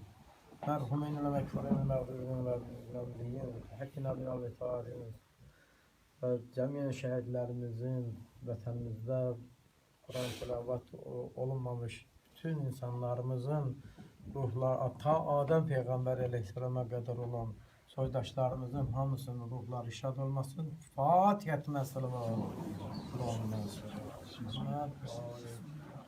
Bismillahirrahmanirrahim. Elhamdülillahi Rabbil alemin. Errahmanirrahim. Maliki yevmiddin. İyyâke na'budu ve iyyâke nesta'in. İhdina sıratal müstakim. Sıratallezîne en'amte aleyhim. غير المغضوب عليكم ولا الضالين بسم الله الرحمن الرحيم قل هو الله أحد الله الصمد لم يلد ولم يولد ولم يكن له كفوا أحد اللهم صل على محمد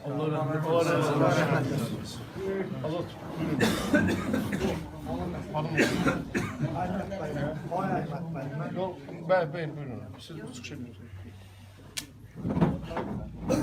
Orada bütün iştirakçıları salamlayıram. Hamınızın fikrinə də şəriyəm.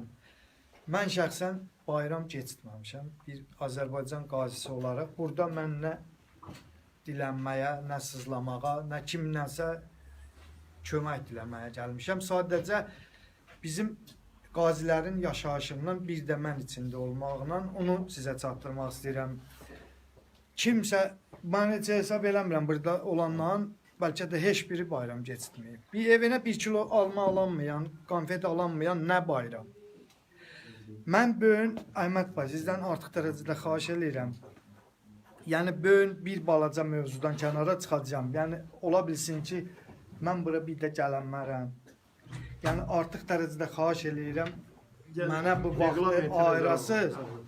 Mən buradan üzümü tuturam.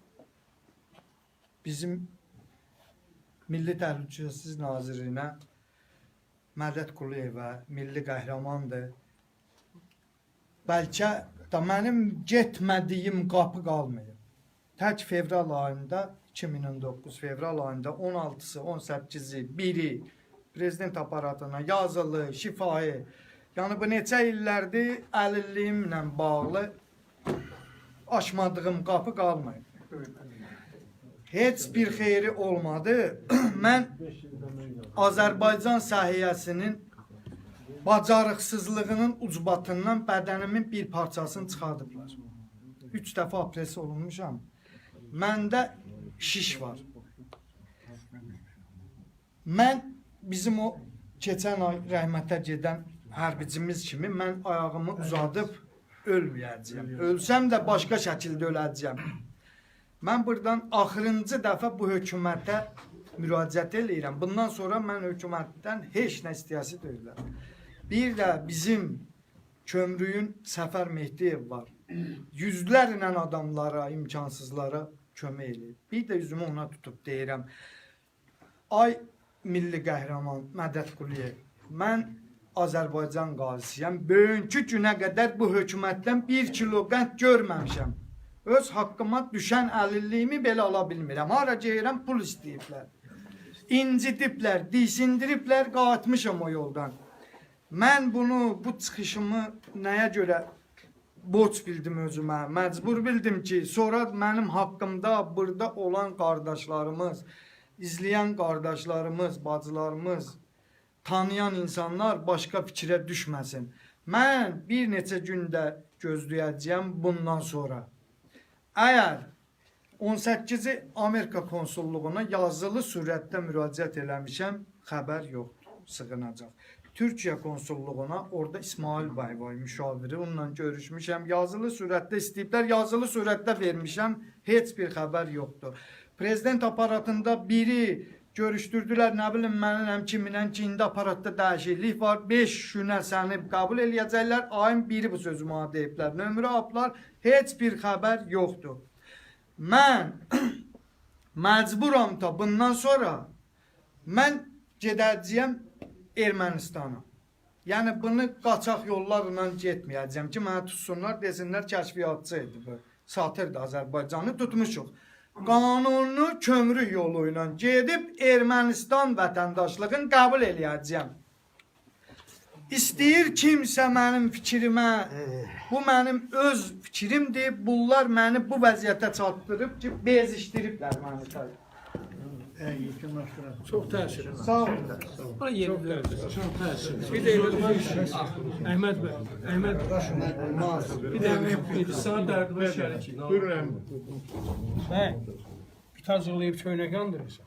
Sən canı, qanı, o gədələri uğrunda vermişsən, yoxsa vətən uğrunda? Vətən uğrunda. Bir də xahiş eləyirəm. Rəhim bəy, mənim getmədiyim Qardaşım, bir dənə yol göstərin bir eləyim. dəqiqə, xahiş eləyirəm. Yol səbrin ol, bir dəqiqə, xahiş Bir dəqiqə, sakitləşin. Kimə söz verilib odan? Xərçəyə çevirirəm, mən. Qardaşım, xahiş eləyirəm, bir sakin ol. Biz səni canımız qədər istəyirik. Sənin dövründə nazir olan adama arayış veriblər ki, sən nazir olma haqqında sənət yoxdur. Mən hava Üstündə mən bir dənə sənə almamışam. Hasib gədədən ümid umursan. Qulaq as, səbrin ol. Mən səndən qəti gözləmirdim. Rəhim bəy. Və səbrin olsun da qardaş. Mən sənə qurban. Mən xərçəyə çevirirəm. Mən o qəbələdəki hərçimiz kimi Qardaşım. uzadım ayaqlarımı ölüm. Qardaşım. Zırna balabanla mən göndərsin. Qardaşım, bir gözlə. Sən qalıcısan. Şərəfsiz ermənindən nə tərcihibsən imdad istəyirsən? Gör nə günə qalmışam. Gəl burada ölə. Gör nə günə qalmışam. Mən səndən heç gözləməzdim. Heç gözləməzdim. Rəhim bəy, bir dəqiqə gözləyin. Bəylər, həqiqətən bizim məmləkət elə bir günə gəlib çıxıb ki, bura oğurlar, əyrilər, nə bilim, yaltaqlar üçün bir yaşayış mərkəzinə çıxır. Burada halal adamlar, düz adamlar, döyüşmüş adamlar, insan adamlar, insanlığı olan adamlar üçün bura bir cəhənnəmə çövürülür. Ancaq bu demək deyil ki, mən qardaşdan üzr istəyirəm. Yəni, adam xəstələnə bilər. Bizim o qədər oğlanlarımız, məsələn, hamımız xərçəngdə bir gün ölə bilərik. Olsa bir gün öləcək, düzdür? İstənilən məsələ biz vətən torpaqlarında sona qədər mübarizə aparmaqda bir çəkindirirsə, demək bizim əqidəmiz yarımçıq olub əvvəlcə. Elə ola bilməz. Bunu da hamımız öləcək bir gün. İndi öldüm, məsələn, mənim 60 yaşım az qalıb. İndi öldüm, ya da 10 il sonra öldüm. Mahiyyətcə nə dəyişəcək ki? Heç nə. Heç nə dəyişmir. Yəni, ona görə mən sizdən çıxana söhbət edərik, onun yollarını taparıq, prosedurları sizlə nədir, sənət nə cür almalısınız, nə eləməlisiniz, onunla bağlı deyin, biz də kömək elə, yoxsa siz o emosiyaya qapdığımı xahiş edirəm, sakitləşinə sonra söhbət edək. Söz verilir Həsən bəyə, sonra Xəqani bəyə söz verir. Mən danışdım. Hər birini salamlayıram. Mən də sizin bayramları təbrik edirəm. İndi kim nətər keçirir, nətər keçmir, təbii ki, keçirilməsi mövcud hakimiyyətinin xalqa tutduğu mövqeydən asılı olan bir şeydir. Mən həmsədr olaraq burada xahiş edirəm, çıxış eləyənlər Qarabağ Komitəsinə aid olan fikirləri bildirsinlər. Hətta yeri gəlsə Azərbaycan Xalq Hərəkatının da çıxış eləmək, üzv olmaq, fikir söyləmək istəyənlər birinci gün gəlsinlər, orada fikrin bildirsinlər. Bir mənalı şəkildə Qarabağla əlaqədar nə fikir varsa, burada bildirsinlər. İkinci, mən yenə deyirəm, heç vaxt görürsünüz, çox danışmıram, danışmaq da istəmirəm. 88-dən bəri istəyirsiniz, illərlə danışaq. Danışmaq söz də var, faktlar da ortaya qoya bilərik. Nəticə ondan ibarətdir ki, nə danışırıq, nə qoyuruq, onsuz da bu hakimiyyət qulaq ardına verir. Təkrar olundu gene burada söhbət ki, bir mənalı şəkildə Ermənistanı qudurdan, bu cəmiyyətin, xalqın canına salan da bu hakimiyyətdir, buradakılardır, əvvəldən olubdur və davam eləyir.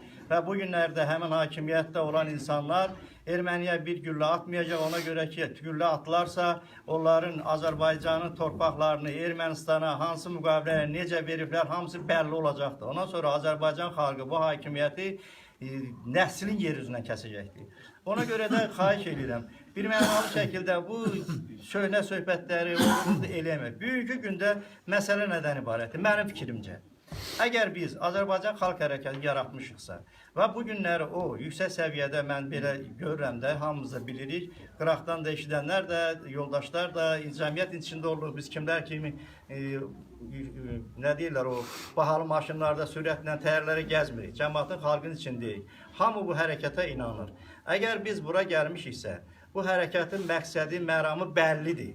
Hərəkatın bir mənalı şəkildə qarşıya qoyduğu məqsəd Azərbaycanda milli hökumət qurmaqdır. Yəni bu indiki mövcud hakimiyyətdən rədd olub yola salmaqdır. Bunu biz eləyə bilmək iqtidarındayıq və o məqsədlə də bu hərəkat yaranıbdır. Kimsə də bura gəlirsə, bu hərəkata inanırsa, gəlsin. Yox, əgər hərəkətə inanmayıb, gəlib burada görüntü xətrinə, öz müəyyən lazımsız söhbətlərini eləyəcəksə, mənə elə gəlir ki, bu hərəkat inkişaf eləyə bilməz. İnam olmalıdır, birlik olmalıdır və nəticə olmalıdır. Biz nəticəyə gediriksə, inanaq və bu Azərbaycan Xalq Hərəkatı tərəfində birləşək. Təbii ki, Qarabağ Komitəsi Azərbaycan Xalq Hərəkatının bir komitəsidir. Bütün gənə deyirəm, idarə etmələr hamısı Azərbaycan Xalq Hərəkatı tərəfindən olunacaqdır. Necə ki, əgər bu hakimiyyət ayrı-ayrılıqda hər bir nazir öz başına işlər görürlər, tabi olmurlar, bilsiz ki, orada bir dəqiqə idarə etmək yoxdur. Prezident elə öz əli, öz başı yaxud da göz keyfindədir. Ancaq mən belə başa düşürəm ki, Azərbaycan Xalq Hərəkatı və təbii ki, neçə komissiyalarda yaranır, komitə də onun içində olmaq şərtinə Qarabağ Komitəsi bir mənalı şəkildə Azərbaycan Xalq Hərəkatı gələcəyə perspektivi olan bir qurumdur. Bir birlikdir. Bunun ətrafında birləşək və bu hakimiyyəti yola salaq, milli dövlətçiliyimizi quraq və o andan sonra həmən Qarabağ azad etmək yolları bəlli olunacaqdır. Təbii ki, Qarabağı azad etmək bir məsələ qoyurlar gözlə. Sülh yoxsa hərb ya da belə. Bilirsiniz nətərdir? Sülh onsuz da hərbin sonu sülhdür. Bütün dünya müharibələrinin 100 illik müharibələr olubdur. 100 minlərlə, milyonlarla, ən yaxın belə deyək, 41-45 müharibəsində 50 milyona qədər insan qırıldı. Sonra gənə də oturdular, sülh müqaviləsi bağladılar. Yəni sülh söhbəti başqa şeydir. Yəni hərbdən keçin. Hərbi də demişik, təkrar deyirik. Biz bir dövlətlə müharibə aparmırıq. Biz sadəcə olaraq Azərbaycan ərazisi bütövlüyündə yerləşən, Azərbaycan konstitusiyasına zidd çıxan separatçılarla mübarizə aparmalıyıq, onları oturtmalıyıq yerində. Əgər Ermənistan təbii ona qarşı, onun həvadar olarsa, öz başı xarab olarsa, müharibə etmək fikir düşərsə, bəli, əlbəttə ki, belədir. Və ikinci bir söhbət, əgər müharibə söhbət edirsə, biz Qarabağdan danışanda mənə elə gəlir ki, biz həmişə müdafiə şeyində dayanırıq, mövqeyində dayanırıq. Biz fikir verin, nə Zəngəzurun adı çəkirik, nə Göyçənin adı çəkirik, nə Qərbi Azərbaycanın adı çəkirik. Bilirsiniz, Ermənistan bir Təhlükəsizlik Şurası orada iclas keçidir, o eləyir, biz onu dağıldan qaçırıq. Qardaşım, biz də bir dəfə ortaya bir dalniboylu deyək də, bağışlayın belə uzaq vuran bir artilleriyadan silah ataq ki, Göyçə bizimdir. Niyə biz deyirik Dağlıq Qarabağda muxtariyyət istəyirlər? Biz niyə o məsələləri qoymuruq ki, Dağlıq Qarabağda yaranan muxtariyyət səviyyəsində də Ermənistan ərazisində də Azərbaycanlıların muxtariyyəti olacaqdır. Bu məsələləri qoymaq lazımdır axı. Yəni bu hamısı hər tərəfli işlənməlidir. Bunu da qoymaq üçün yenə təkrar deyirəm, milli hökumət lazımdır. Ortaya iradə qoymaq lazımdır. Azərbaycan xalqı qarşısında öhdəliyi olan və onu yerinə yetirmək qabiliyyəti olan, vicdanı olan, göz kölgəli olmayan hakimiyyət olmalıdır. Yoxsa Azərbaycan xalqının qanun soran, aliminə zülm eləyən, generalına zülm eləyən, şəhidinə zülm eləyən hansı bir hakimiyyətdən biz nəyi tələb edirik? Mənə elə gəlir ki, bu tələblər artıq yox səviyyəsində olmalıdır. Biz bu hakimiyyətdən heç istəmirik. Bir şey istəyirik. İstefasın. Valeh bəy bayaq dedi. Ən yaxşı, yoxsa Vidadi bəy dedi. Ən yaxşı nümunəsi sağ ol, yaxşı eyb yoxdur. Qarat da veririk sana. Get milyardları xəşdə. Amma bu cəmaata bu qədər zülm eləmə. Bu cəmaatı qarşı-qarşıya gətirmə. Mən 100% deyirəm. Hakimiyyət daxilində bu işləri düşünmüş surətdə xalqla hakimiyyəti qarşı-qarşıya vətəndaş müharibəsini aparan qüvvələr var. Və bundan da biz çəkinməliyik. Bir mənalı şəkildə deyirəm, bu hakimiyyətdən heç də tələb eləmək məndən sonra istəmirəm, istəməyəcəm də qardaşım. Özümüz ortaya mövqe qoyub, yaxın vaxtlarda bu hakimiyyəti çöktürməliyik, yola salmalıyıq. Buyurun. Birinci, burada oturan Qarabağ Komissiyasının üzvlərini, Xalq Hərəkatının üzvlərini, Novruz bayramı. İkinci qısa mən konkret danışacağım. 2 kəlmə sözlə ibarət. Burada hamısı təkrar olunub, artıq istəmirəm ki, sözlərdə təkrar olsun, deyilibdir. Burada oturanların hamısı yollar keçiblər, azadlıq uğrunda, mübarizə uğrunda, o hərəkata qoşulublar, elə belə adamlar burada oturmayıbdır. Bayaq bəy bir qəşəng söz dedi ki, şəkil çəkdirmək, poposlu söhbətlər eləmək. Məncə fikirləşirəm ki, ola bilər ki, birinin danışıq qabiliyyəti yoxdur, biri özünü çatdıra bilmir, sözünü çatdıra bilmir. Ancaq bura oturan, burada gələn insanların hamısı iradəli, şəxsiyyətli insanlardır, burada qeyrətli olanlardır gəlmə bura. Mən 2 kəlmə öz dostum, mücadilə etmiş bir yoldaşım Bəxtiyar Tuncay haqqında danışmaq istəyirəm. Bəxtiyar Tuncay elə belə adam deyil. Bəxtiyar Tuncay Azərbaycanda SSR dövründə ilk dəfə Oğuz təşkilatını yaradandı. Bəxtiyar Tuncay mənlə bərabər indi Nemət bəy Çənlibeldə ən fəal üzvlərdən olan adamdır. Çənlibeldə bir yerdə olan adamlar olmuşam. Bəxtiyar Tuncay Xalq Hərəkatının azadlıq mücadiləsinin fəallarından biri olubdur. Bəxtiyar Tuncay Azərbaycanın müstəqilliyi uğrunda mübarizə aparan şəxslərdən biri olubdur. Bəxtiyar Tuncay alim, mütəfəkkir, eltar baxışlı, uzaq görənli, dəyərli bir şəxsiyyətdir. Bugün Bəxtiyar Tuncaya əl qaldıran o polisdən, buradan mən müraciət edirəm, necə ki gec deyil, özündə iradə tapıb, o köləlik məfkurəsindən uzaq olmalıdır, o köləlik dəyərindən uzaq olmalıdır. Bir atasına elə bir ki, əl qaldırıb, bir şəxsiyyətə əl qaldırıb. Necə ki gec deyir, Bəxtiyar Tuncayı axtarmaq, onu tapmaq, onun qabağında diz söküb ondan üzr istəməlidir. Mənim sözüm bu qədərdir. Çox sağ olun. Xəqani bəy buyurun. Xəqani bəy, sonra Arayüz üçün Nemət bəy. Sonra bir dənə replika deyəcəm. Xəqani İsmail yazısı tarix araşdırması. Biri bu istiqamətdə yaxşıdır ki, cəmiyyətin müxtəlif təbəqələrində müzakirələr gedir. Ancaq bir şey təəccüblüdür ki, öncə bir Qarabağ komitəsi yarandı, onlar da miting təşkil edirlər. Dedik, yaxşı, gedək orada da iştirak edək, sıravi olaraq. Mən gördüm, orada da bizim hamımız iştirak eləmişdi insanlar. Sonra bunun da adını qoyuldu Qarabağ komitəsi. Fikirləşirəm ki, bəlkə yəni bütün xalqı təmsil edə biləcək yavaş-yavaş da, yəni bir neçə addımdan sonra Qarabağ uğrunda ya hərəkat kimi, ya Qarabağ azadlıq hərəkatı kimi. Bəlkə bu komitə sözü də biraz qarışdırır, eyni adlı təşkilat kimi insanları çaşdırır. Biz çoxu da elə bilir ki, bu məsələ mətbuatlarda razılaşanda şəxsən birinci mən bura dəvət edəndə qonaq kimi dedim, bu bəlkə odur. Çünki ora mənə də salıblar. Yoldaşlar tövsiyə edib ki, yəni bir mütəxəssis kimi.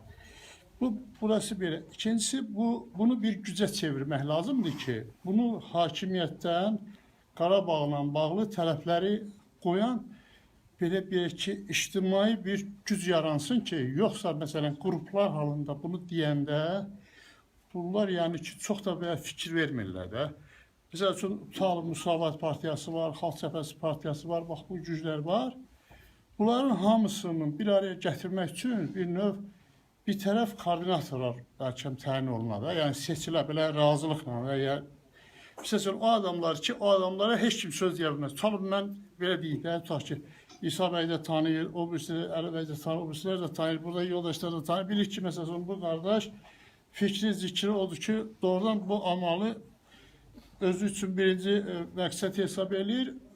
Bu yolla bir tərəfləri də və s. dəvət edərək bir ictimai güc yaratmaq və burada birinci də hakimiyyət məsələsi qoymamaq.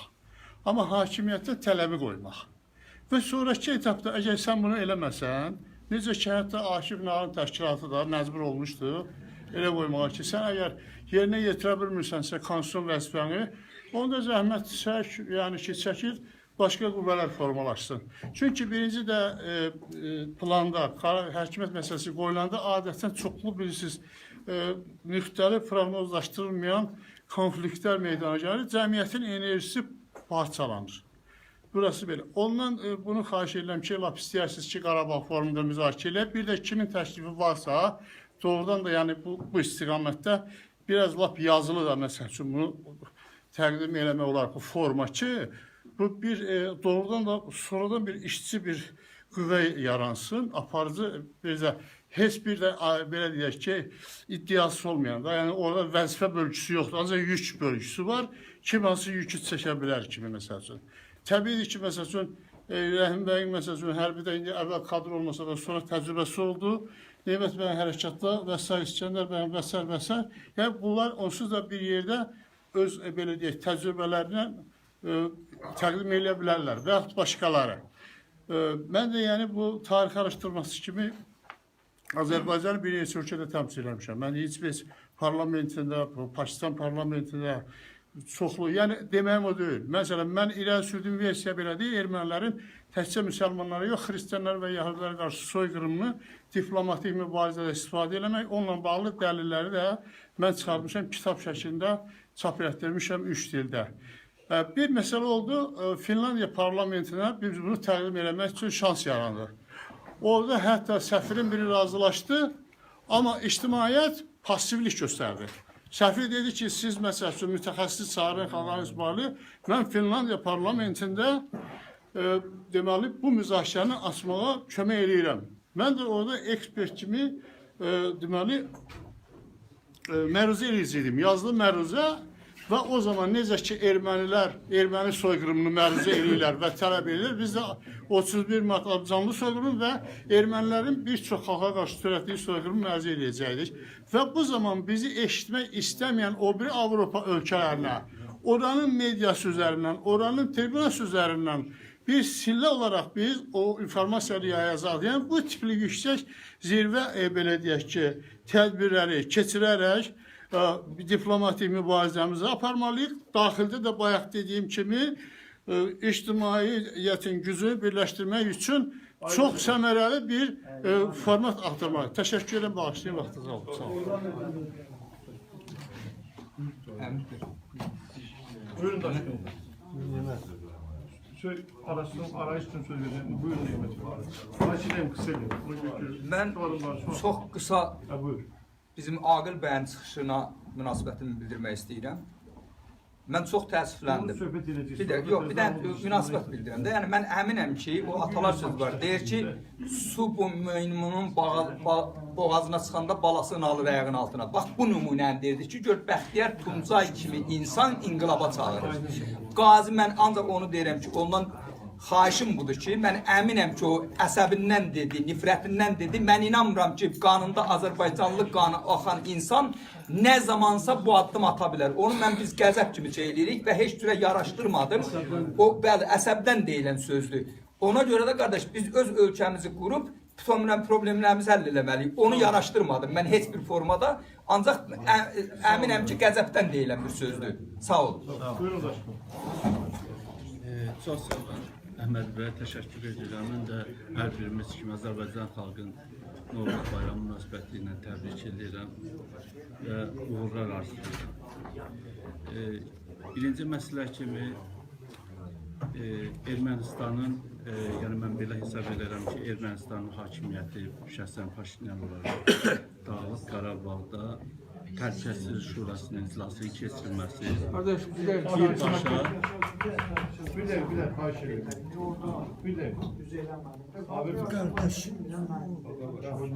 birbaşa Azərbaycan xalqına, eyni zamanda Azərbaycan hakimiyyətinə təhdid kimi qiymətləndirilməlidir.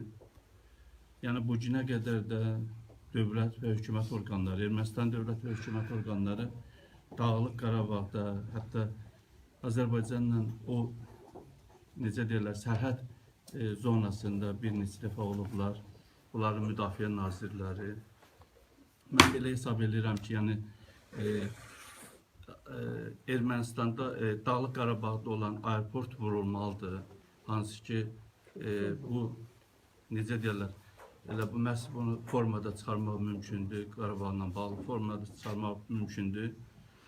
Eyni zamanda hətta aeroport vurulsa belə, onlar helikopterdən gəlsə, onların Ermənistanın dağlıq Ermənistan dövlətinin rəhbərlərindən həmin helikopterində vurulması birbaşa qeyd olunmalıdır və Ermənistan hökumət və dövlət orqanına çatdırılmalıdır ki, sizin hər hansı bir hakimiyyət orqanı əgər bizim ərazimizə keçərsə, icazə olmadan keçəcəksə, o helikopter, hər hansı bir kolondiyaya o vurulmalıdır.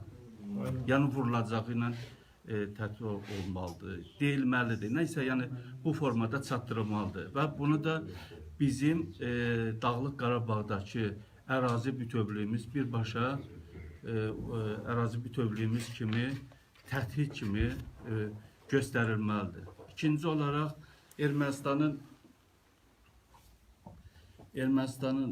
yəni tələb edir ki, biz Dağlıq Qarabağdan indiki qondarma rejimlə birbaşa danışıqlar aparaq. Mən isə təklif edirəm ki, biz Rusiya ilə Dağlıq Qarabağ məsələsini Rusiya ilə aparmalıyıq və bu hakimiyyətə təklif verməliyik ki, Dağlıq Qarabağ məsələsinin, işğaldan azad olunması məsələsinin birbaşa Rusiya hakimiyyətinə aparaq. Çünki Dağlıq Qarabağı Ermənistan əhalisi deyil, Ermənistan hökuməti deyil. Birbaşa Rusiya ordusu, Rusiya hakimiyyət orqanlarının göstərişi ilə işğal olunub və biz tərəf kimi Rusiyanı qəbul eləməliyik. Nəinki Ermənistan hakimiyyəti, nəinki Dağlıq Qarabağı. Çox sağ olun, təşəkkür ederim. Bismillahirrahmanirrahim. Nahmadu və la qüvvətin illa billah al-azim. Əzizlərim, dünyada şeytanla Allah arasında mübarizə gedir. Şeytan sifətlərlə Allah pərəstlər arasında mübarizə gedir. Hətta görürsünüz, Yeni Zelandiyada görürsünüz, müsəlmanlar məsciddə də qoymurlar, namaz qılsınlar. Deyirlər ki, burada da bu manedirlər insanlar, bu adamlara. Biz hər şeyi fikirləşirik, amma Allah yaddan çıxardırıq, Allaha etimad eləmirik. Allah bizi görür, bilir. Sadəcə hörmət sözünün mənası bilirsiniz də nədən? Kökü haramdandır. İnsanlar Allah'ın buyurduğu haramlardan özlərini gözləmirlər. Haramı haram eləmirlər. Hətta bu belə mübarizədir ki, burada bəzən biz halalı özümüzə haram eləməliyik ki, yəni yuxu əgər bizə halaldır, yuxumuzdan da kəsməliyik, haram eləməliyik ki, daimi biz ayıq bağışdan düşünməliyik ki, Allah var və Allah bizim köməyimizdədir. Əlimiz hər yerdən üzülür. Dünya güc ölkələri hamısı nağıl danışırlar. Nağılı bilirsiniz də uşaq vaxtı bizə danışırlar. Sonra bizə fantaziyadan danışdılar. Kosmopolit təfəkkürdə insanlar yetişdirdiler.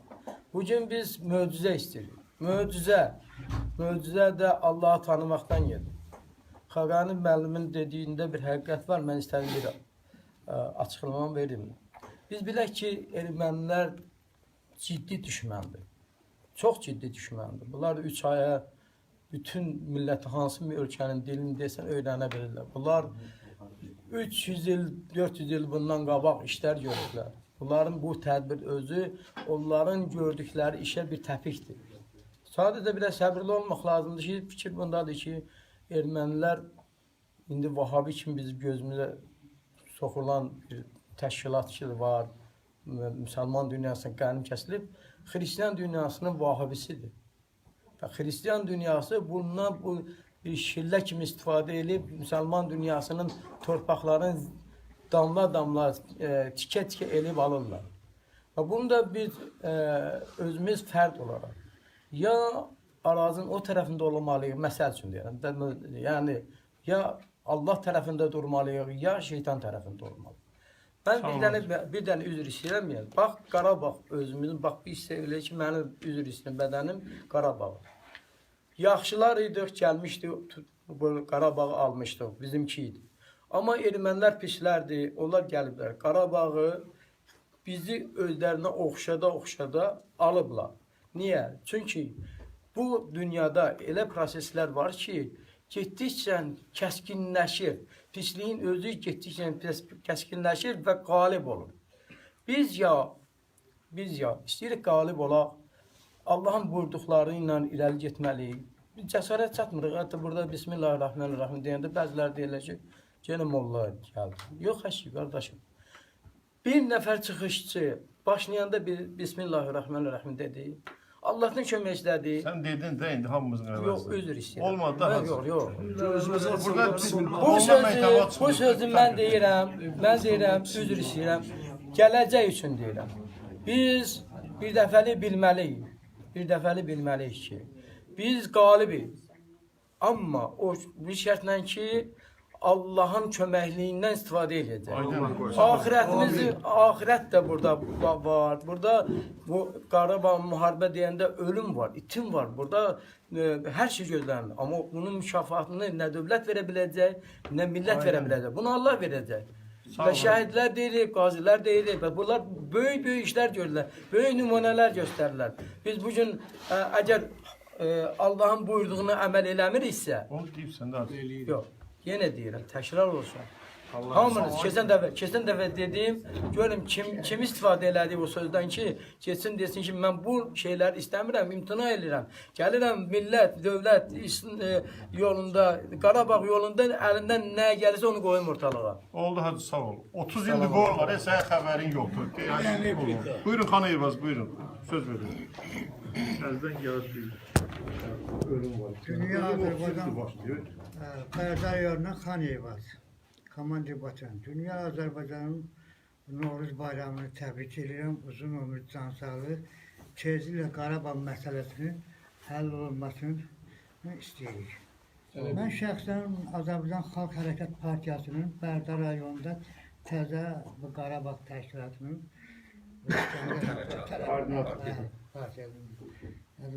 sədrisini seçdik. Biz orada tədbirlərimizi keçdik. Bu yaxın günlərdə inşallah İskəndər Bərdə, Rəhim Bəydə, Bərdiyə qonağımız olacaqlar. Bu bir-iki dənə söhbətə gedib o adamın bir ləzzət eləmək, o şeydən kənara çıxmaq. Biz xalq hərəkatı adından danışırıq. Burada problemsiz adam yoxdur. Mənim o gün bayram deyəndə, mənim Novruz bayramı, bayramdır, büyük məlumat kimi oturmuşam burada. 300 kilometrdən gəlmişəm burada. Hoş gəlmişsən. Bəli. O gün buradan gedəndən işığım kəsildi. Gəldilər, yandırdılar.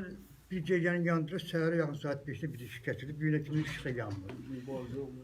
Bu, yəni ki, bu işıqla bizim kim qorxuza bilər? Ölümdən qorxmamışıq, döyüşlərdə qorxmamışıq. Güya biz dünənə kimi yorğan döşdə yatmamışıq. Biz dərdimizi kiməsə deməli deyilik. Özümüz öz dərdimizi eləməliyik. Ermənilər nə türkür ki, mən ermənilərlə nəsə şey görməliyəm. Nəyə görə? Ölümə yasımı verdilər, milli qəhrəmanı verdilər, ölümlə verdi, milli qəhrəmanı götürüyor. və yaxud da Elçi bəy verib. Rəhəm Qaziyev o vaxt kağızı yazıb, ötürüb prezidenti Elçi bəyə ölüm mən milli qəhrəmanım yasımın yetimi qazi gəlmişəm. Bu şeylər, düyünə ki, mən də 50 döləm. Sağ gözümü itirmişəm, sağ qulağımı, ayaq dörd barmağımı itirmişəm. Nələr çəkmişəm, nazirim öz bölümdədir. Mən artıq söz demirəm ki. Yəni ki, elə bir ikinci bir komandir də olmayıb ki, düz ərkösöylü olmuşam, mən boynumu alıram, biraz əmir yerinizə yetirməmişəm yeri gələndə. Mən boynumu alıram. Demişsiniz ki, filan kəndi al, filan kəndi alarsan, orada postu qurarsan. Baxmışam, erməni dovşan kimi qabağımdan qaçıb, Ballı qayan da almışam, Sırxabən da almışam, yüksəkliyi götürmüşəm, əmir verib ki, mayor vermişdim, baş leytinata yenildiniz. Allah olsun. Bəli, nazirim. İləri 3 tane kənd Və geçsin Allah bizi gergala qaldı. Yəni bu olubdur. Hər kəsən olmuşam. Biz kiməsə dərdimiz deməliyik ki, biz sadəcə xalqımızın bu bəladan çıxartmaq istəyirik. Bir döyüşçü kimi Qarabağda olan döyüşənlər, şəhid ailəsi, mənim 18 saldatımı axırıncı döyüşdə Rəhim bəy özü bilir. Vəhşdə qaldı.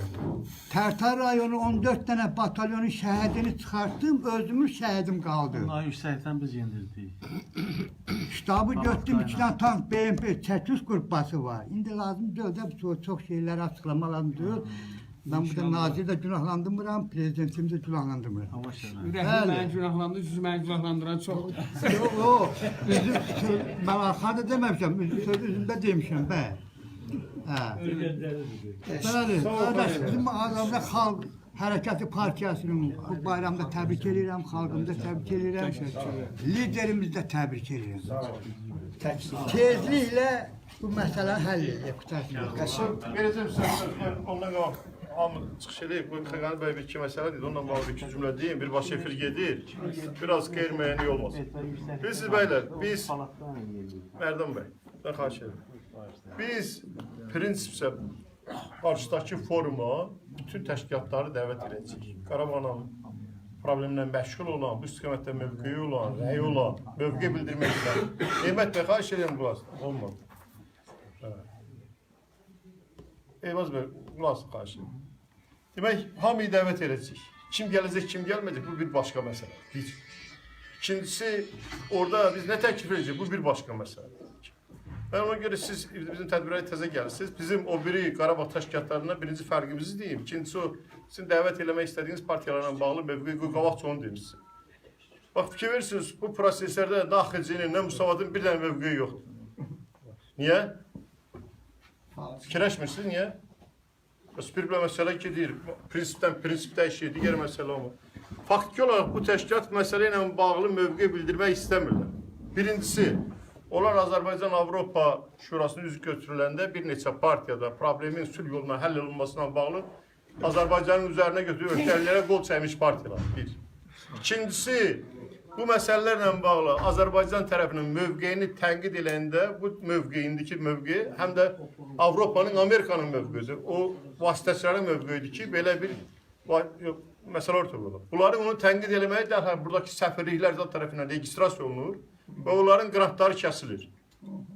Görürsünüzmü? Yəni onlar görürsün Qarabağla bağlı son bir ildə bəlkə nə AXC-nin, nə Musavatın, nə o birisi, nə də ADR-in, ya Realın mövqeyini eşitmişsin? Yox. Onlar deməyəcəklər. Yalandan onları yığıb gətirib başa çıxardırıq. Onlar da burada bizdən də istifadə edib yenidən bir dal verirlər. Yenidən bir də başlayırlar alqı-satqıya çıxırlar. Bizim o biri qatıran fərqimiz. Yəni bu dəvət eləmək istəyir. Bunlar dəvət edəcək təbii. Gəlsin mövqe, görəsiz gəlməyəcəklər, mövqe bildirməyəcəklər. Sərf eləmir oluyoruz. Hər şeydən danışırlar, o məsələdən danışmırlar. Milli məsələdir. Bu elə məsələdir ki, bu milli mövqeyi ortaya qoyanda beynəlxalq təşkilatların, qrant verənlərin, donorların mövqeyinə uyğun gəlmir. Qoymayanda da millətin nifrətini qazanırsan. Ona görə bax, onlar mövqe bildirmir və bildirməyəcək. Bunun arxını bir. İkincisi, bizim digər Qarabağ Azad Təşkilatının, Qarabağ Təşkilat Komitəsindən fərqimiz nədir? Onlar o fikirdədir ki, güya indiki hakimiyyətlə bir yerdə Qarabağ problemi həll etmək olar. Biz o fikirdə deyik, qardaş.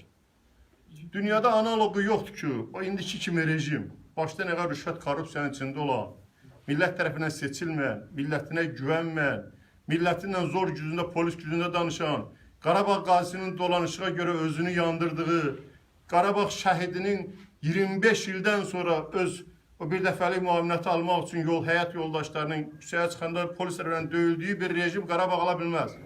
Yalan söhbətdir bu. Heç kim bu hakimiyyətə təzədən daveriyə elib, bunu arxayın kim Erməniyə güllə atıb hamısının günü bu göstərir. Baxın, bu hakimiyyətdə bir dənə Qarabağ qazisi təmsil olunurmu? Qarabağ döyüşlərində iştirak eləmiş. Bir dənə Qarabağ döyüşlərində iştirak eləmiş adama şərəf ordeni, şöhrət ordeni, nəsə bir medal ordeni, bir tədbirə dəvət eləmi? Yox. Hamısı Hadır Əcəblilər, Siyavuş, nələr, Rusiyanın medallarını alırlar. İndi millətin bütün bayramlarında, bütün ordenləri burada. Müstəqillik dövründə qəhrəmanları bulardı, ancaq Rusiyanın da qul beçələri bulardı. Ona görə kimisə biz anlatmaq fikrində deyilik. Bizim o birisindən fərqimiz odur ki, bu hakimiyyətlə Qarabağ problemini həll eləmək olmaz, mümkün deyil. Qarabağ problemini həll eləmək üçün başqa xarakterdə hakimiyyət lazımdır. O hakimiyyət ki, onu millət seçir, millət arxasında durur, dünya ona hörmət edir, dünya başa düşür ki, bu Qarabağ problemini həll eləmək üçün hər şeyə gedəcəkdir. Bunun qarşısında yaman mümkün olmayacaqdır. Bu hakimiyyət öz xalqına bütünləşəndən sonra arxasında bütün Rusiyadakı Azərbaycanlıları da alacaqdır, dünyadakı diasporanı da alacaqdır, özünə müttəqi Rusiya daxilindəki müsəlmanları da görəcəkdir, Orta Şərqdəki bütün müsəlmanları da görəcəkdir. Nə cür ola bilər? Ermənistan, Gürcüstan tərəfdən Gürcüstan Azərbaycanlıların əhatəlidir. Aşağıdan Azərbaycanlılar əhatəlidir, 35 milyonla, bu tərəfdən bizə əhatəlidir, o tərəflərdə Türkiyə əhatəlidir. Bu Azərbaycanlıların içində bir bilə 50 milyon Azərbaycan içində belə hoppanı düşür. Nə cür olur bu? Bu siyasət yoxdur. Bu hakimiyyət məqsədi şəkildə bunu istəmir. Həmin qüvvələr səfərbər eləmir. Bu güclərdən istifadə eləmək istəmir. Bu yalancı ritorika ilə axşam səhər ki, belə vurarıq, belə tutarıq, yalandan bəyanatlar verməklə məşğuldur. Yalandan Yev Rusdan 4 milyard manatlıq silah alıb gətirib sipsat eləyib, 5 milyard sipsat eləməklə məşğuldur. Hər il neçə milyard Rusiyanın zavodlarına bunlar sifariş verirlər, rüşvət şəklində həmin şeylər verir. Ona görə Xəqani müəllim, bizim oraya yığışanda cəmaatı anlatmaq fikrimiz yoxdur ki, bunlarla bir yerdə, bu hakimi bizdə biz müharibə ilə söylüyoruz. Mümkün də yox. Nonsensdir. Tarixdə elə bir təcrübə yoxdur. Bu, öz millətindən, silahlı millətindən qorxur. Bunlar gələndə cəbhənin 35 batalyonunu sırası ləğv elədilər. Niyə? Həmin bu oğlanlar da döyüşən oğlanlar idi. Bir qismi rayonlarda, bir qismi öldü, bir qismi bugün qürbətlərdədir. Yəni ona görə biz bir mənar şəkildə, məsələn bu şəkildə qoruq ki, Qarabağ problemi bizim millətin problemidir. Onun qarşısında ermənilərdən qabaq bu hakimiyyət yanır. Müharibə aparmağımıza bunlar imkanlar vermirlər. Bunlar öz mahiyyətinə görə, öz qulluqlarına görə, öz boyunlarının borcuna görə, öz tərcümə hallarına görə Rusun əlində nökərdilər. Buna görə biz bunlardan canımızı qurtarmarıq. Birinci Qarabağ istəyiriksə, bax bunu deyəcək, Qarabağ forumudur. Mən istəyirəm ki... Əlbəttə Qarabağ... Birinci məsələ. Kim deyir qoyulmuşdur? Yəni ki, əvvəlcədən qoyulur, Biz əvvəlcədən də belə qoymuş hakim. Azərbaycan Xalq Hərəkətində də belə qoymuşuq. Qarabağ Komitəsində belə qoymuşuq. Bəli, Qarabağın, bizim bir nömrəli problemi Qarabağ problemi. Qarabağ problemi bu hakimiyyətdən qurtulmağı tələb edir. Bu hakimiyyətlə Qarabağ problemi həll etmək mümkündür. Ona görə məsələlər bir-birinə elə uzlaşıb ki, bunu ayırmaq mümkündür. Yəni mən dedim o ki, biləsiniz ki... Yox, mümkün, yalancı vaxt uzatmaqdan başqa bir şey. Orbitdə 3 dənə peykimiz var. Qarabağı almağa 2 burkidir. Hörmətli sədr, idarə heyətinin üzvlərindən başlayıram. Hörmətli Həsən bəy, hörmətli Əhməd bəy, hörmətli Hacı Tahir, Valih bəy, Rəhim bəy Durdu, hörmətli Neymət bəy. Biz bugün Azərbaycan Xalq Hərəkatının yanında olan Qarabağ Komitəsinin toplantısında iştirak edir. Bu necə yarandı? Köhnə Qarabağ Komitəsindən İskəndər Həmidovun istifasından sonra biz bura yığışdıq. Qısa konkret mən sözümü deyirəm. İdarə heyətinin sədrlərindən dostumuz qardaş Mir Mahmud bəy, Tural Abbaslı, Pənah bəy biraz oyan beyan deyirəm. Nəyə görə ikili Qarabağ Komitəsi Yumruq halında birləşməliyik, idarə heyətinin üzvlərisiz Yumruq halında hamımız bir yerdə olmalıyıq. O məsələni biz çalışırıq. Uşaqlarla həll elə, inşallah həll eləyəcək. O məsələ həll olunur. Arayış üçün söz varsa bilən bir yekun açdı. Mən də bəyin fikrinə edirəm. Əvvəl Qarabağ Azadlıq Təşkilatı var idi. Ona da Akif Nağıl rəhbərliyi edirdi. Və 96-97-ci illərdə gəldi müsavatın qərargahında Müəyyən qədər 98-99. 97 90 təxminən. Arayış Arayış nədir? Akif Nağı heç bir iş görə bilən böyür və onun xarakterində də, onun yaradıcılığında da bir mən fikrim konkret iş onlar onsuz da buraya gəliblər, çoxsu gəliblər və buradadılar və qalan Qarabağ azalır. Biz Əvəşliyanla da onlar hamısı bura gələcəklər və gəlirlər də və gəlməkdə də davam edirlər. Onlara ağız açmaq lazımdır. Sonra mən Əhməd bəy fikrindən bir neçə o da bir yoldaşın fikrindən çox razı oldum bu bəyin fikrindən ki, Daşqın bəyin fikrindən çox razıyam ki, birinci növbədə biz vətənimizi azad eləməkdən ötürü birinci növbədə Rusiyadan azad olunmalıyıq. Gücümüzü diplomatiyanla Rusiyaya verməliyik. Mən ki, birinci çıxışımda da bildirmişim.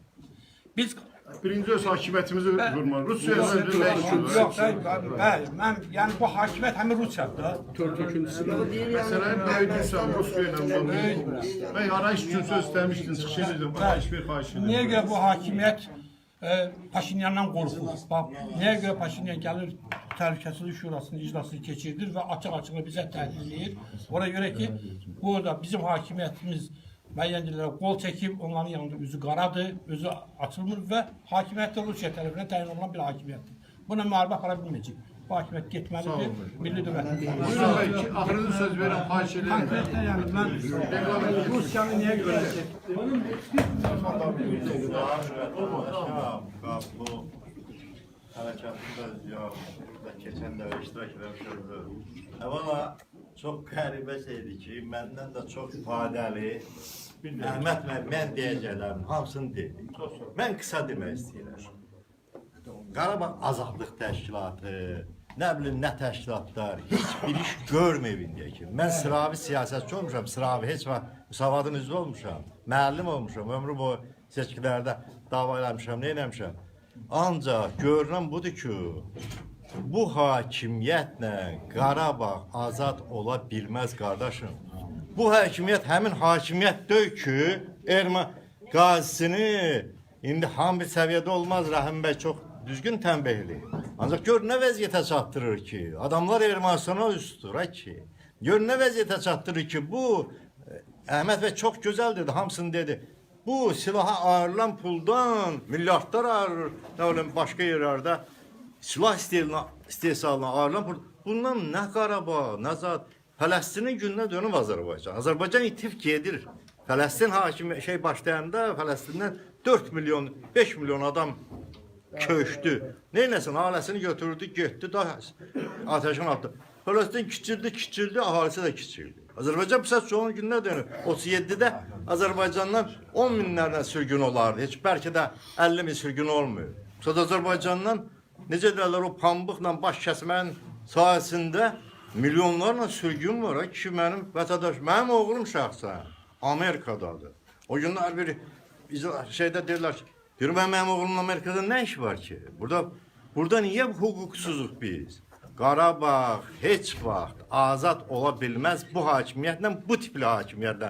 Bu dəyişsin, bunun əvəzinə, bunun bir kopyası gəlsin, ola bilməz qardaşım. Görək qabaqca biz özümüzü toparlarıq. Bu hakimiyyət necə ola bilər? Başa düşmürəm ki, sana düşməndir. Qazisinin uzağa hələ köhnə qazilərin yox. O aprel döyüşlərinin qazilərini bu nə gündə qoyur ki? Nə danışırsınız siz? Başa düşmürəm. Əlbəttə Qarabağ bu komitə mən dəstəkləyirəm ona görə ki, həmin o Qarabağ Azadlıq Təşkilatı və yoldaş elə mənim üzv olduğum partiyada niyə dillənmirlər?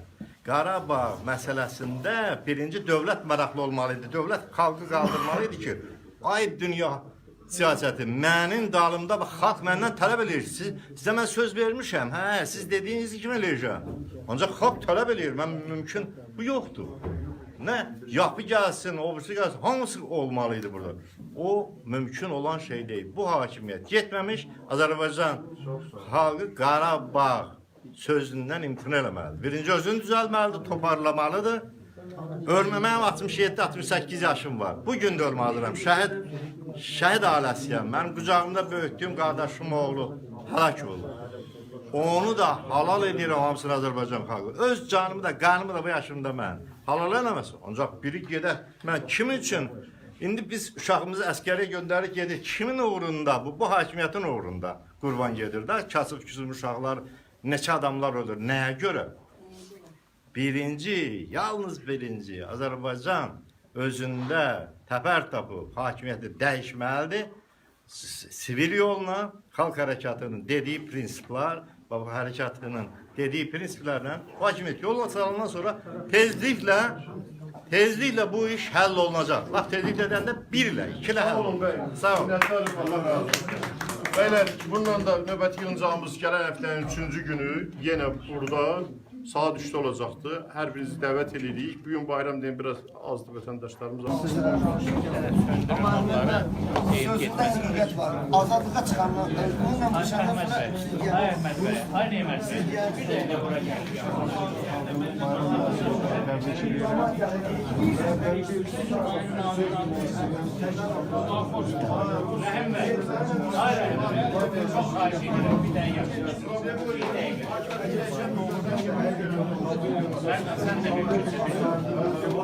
Hörmətli Azərfreedom izləyiciləri, bugün martın 20'sində Novruz bayram axşamında Azərbaycan Xalq Hərəkatı Qarabağ Komitəsinin növbəti toplantısıydı.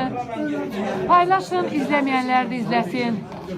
Azərbaycan Xalq Hərəkatı Qarabağ Komitəsinin iclasında edilən müzakirələrdən, mövzulardan, baş verən diyaloqlardan xəbər tutsunlar. Təşəkkür edirəm bizi izlədiyinizə görə. Sizinlə Azərfreedom'un Bakı bürosuydu canlı yayımda.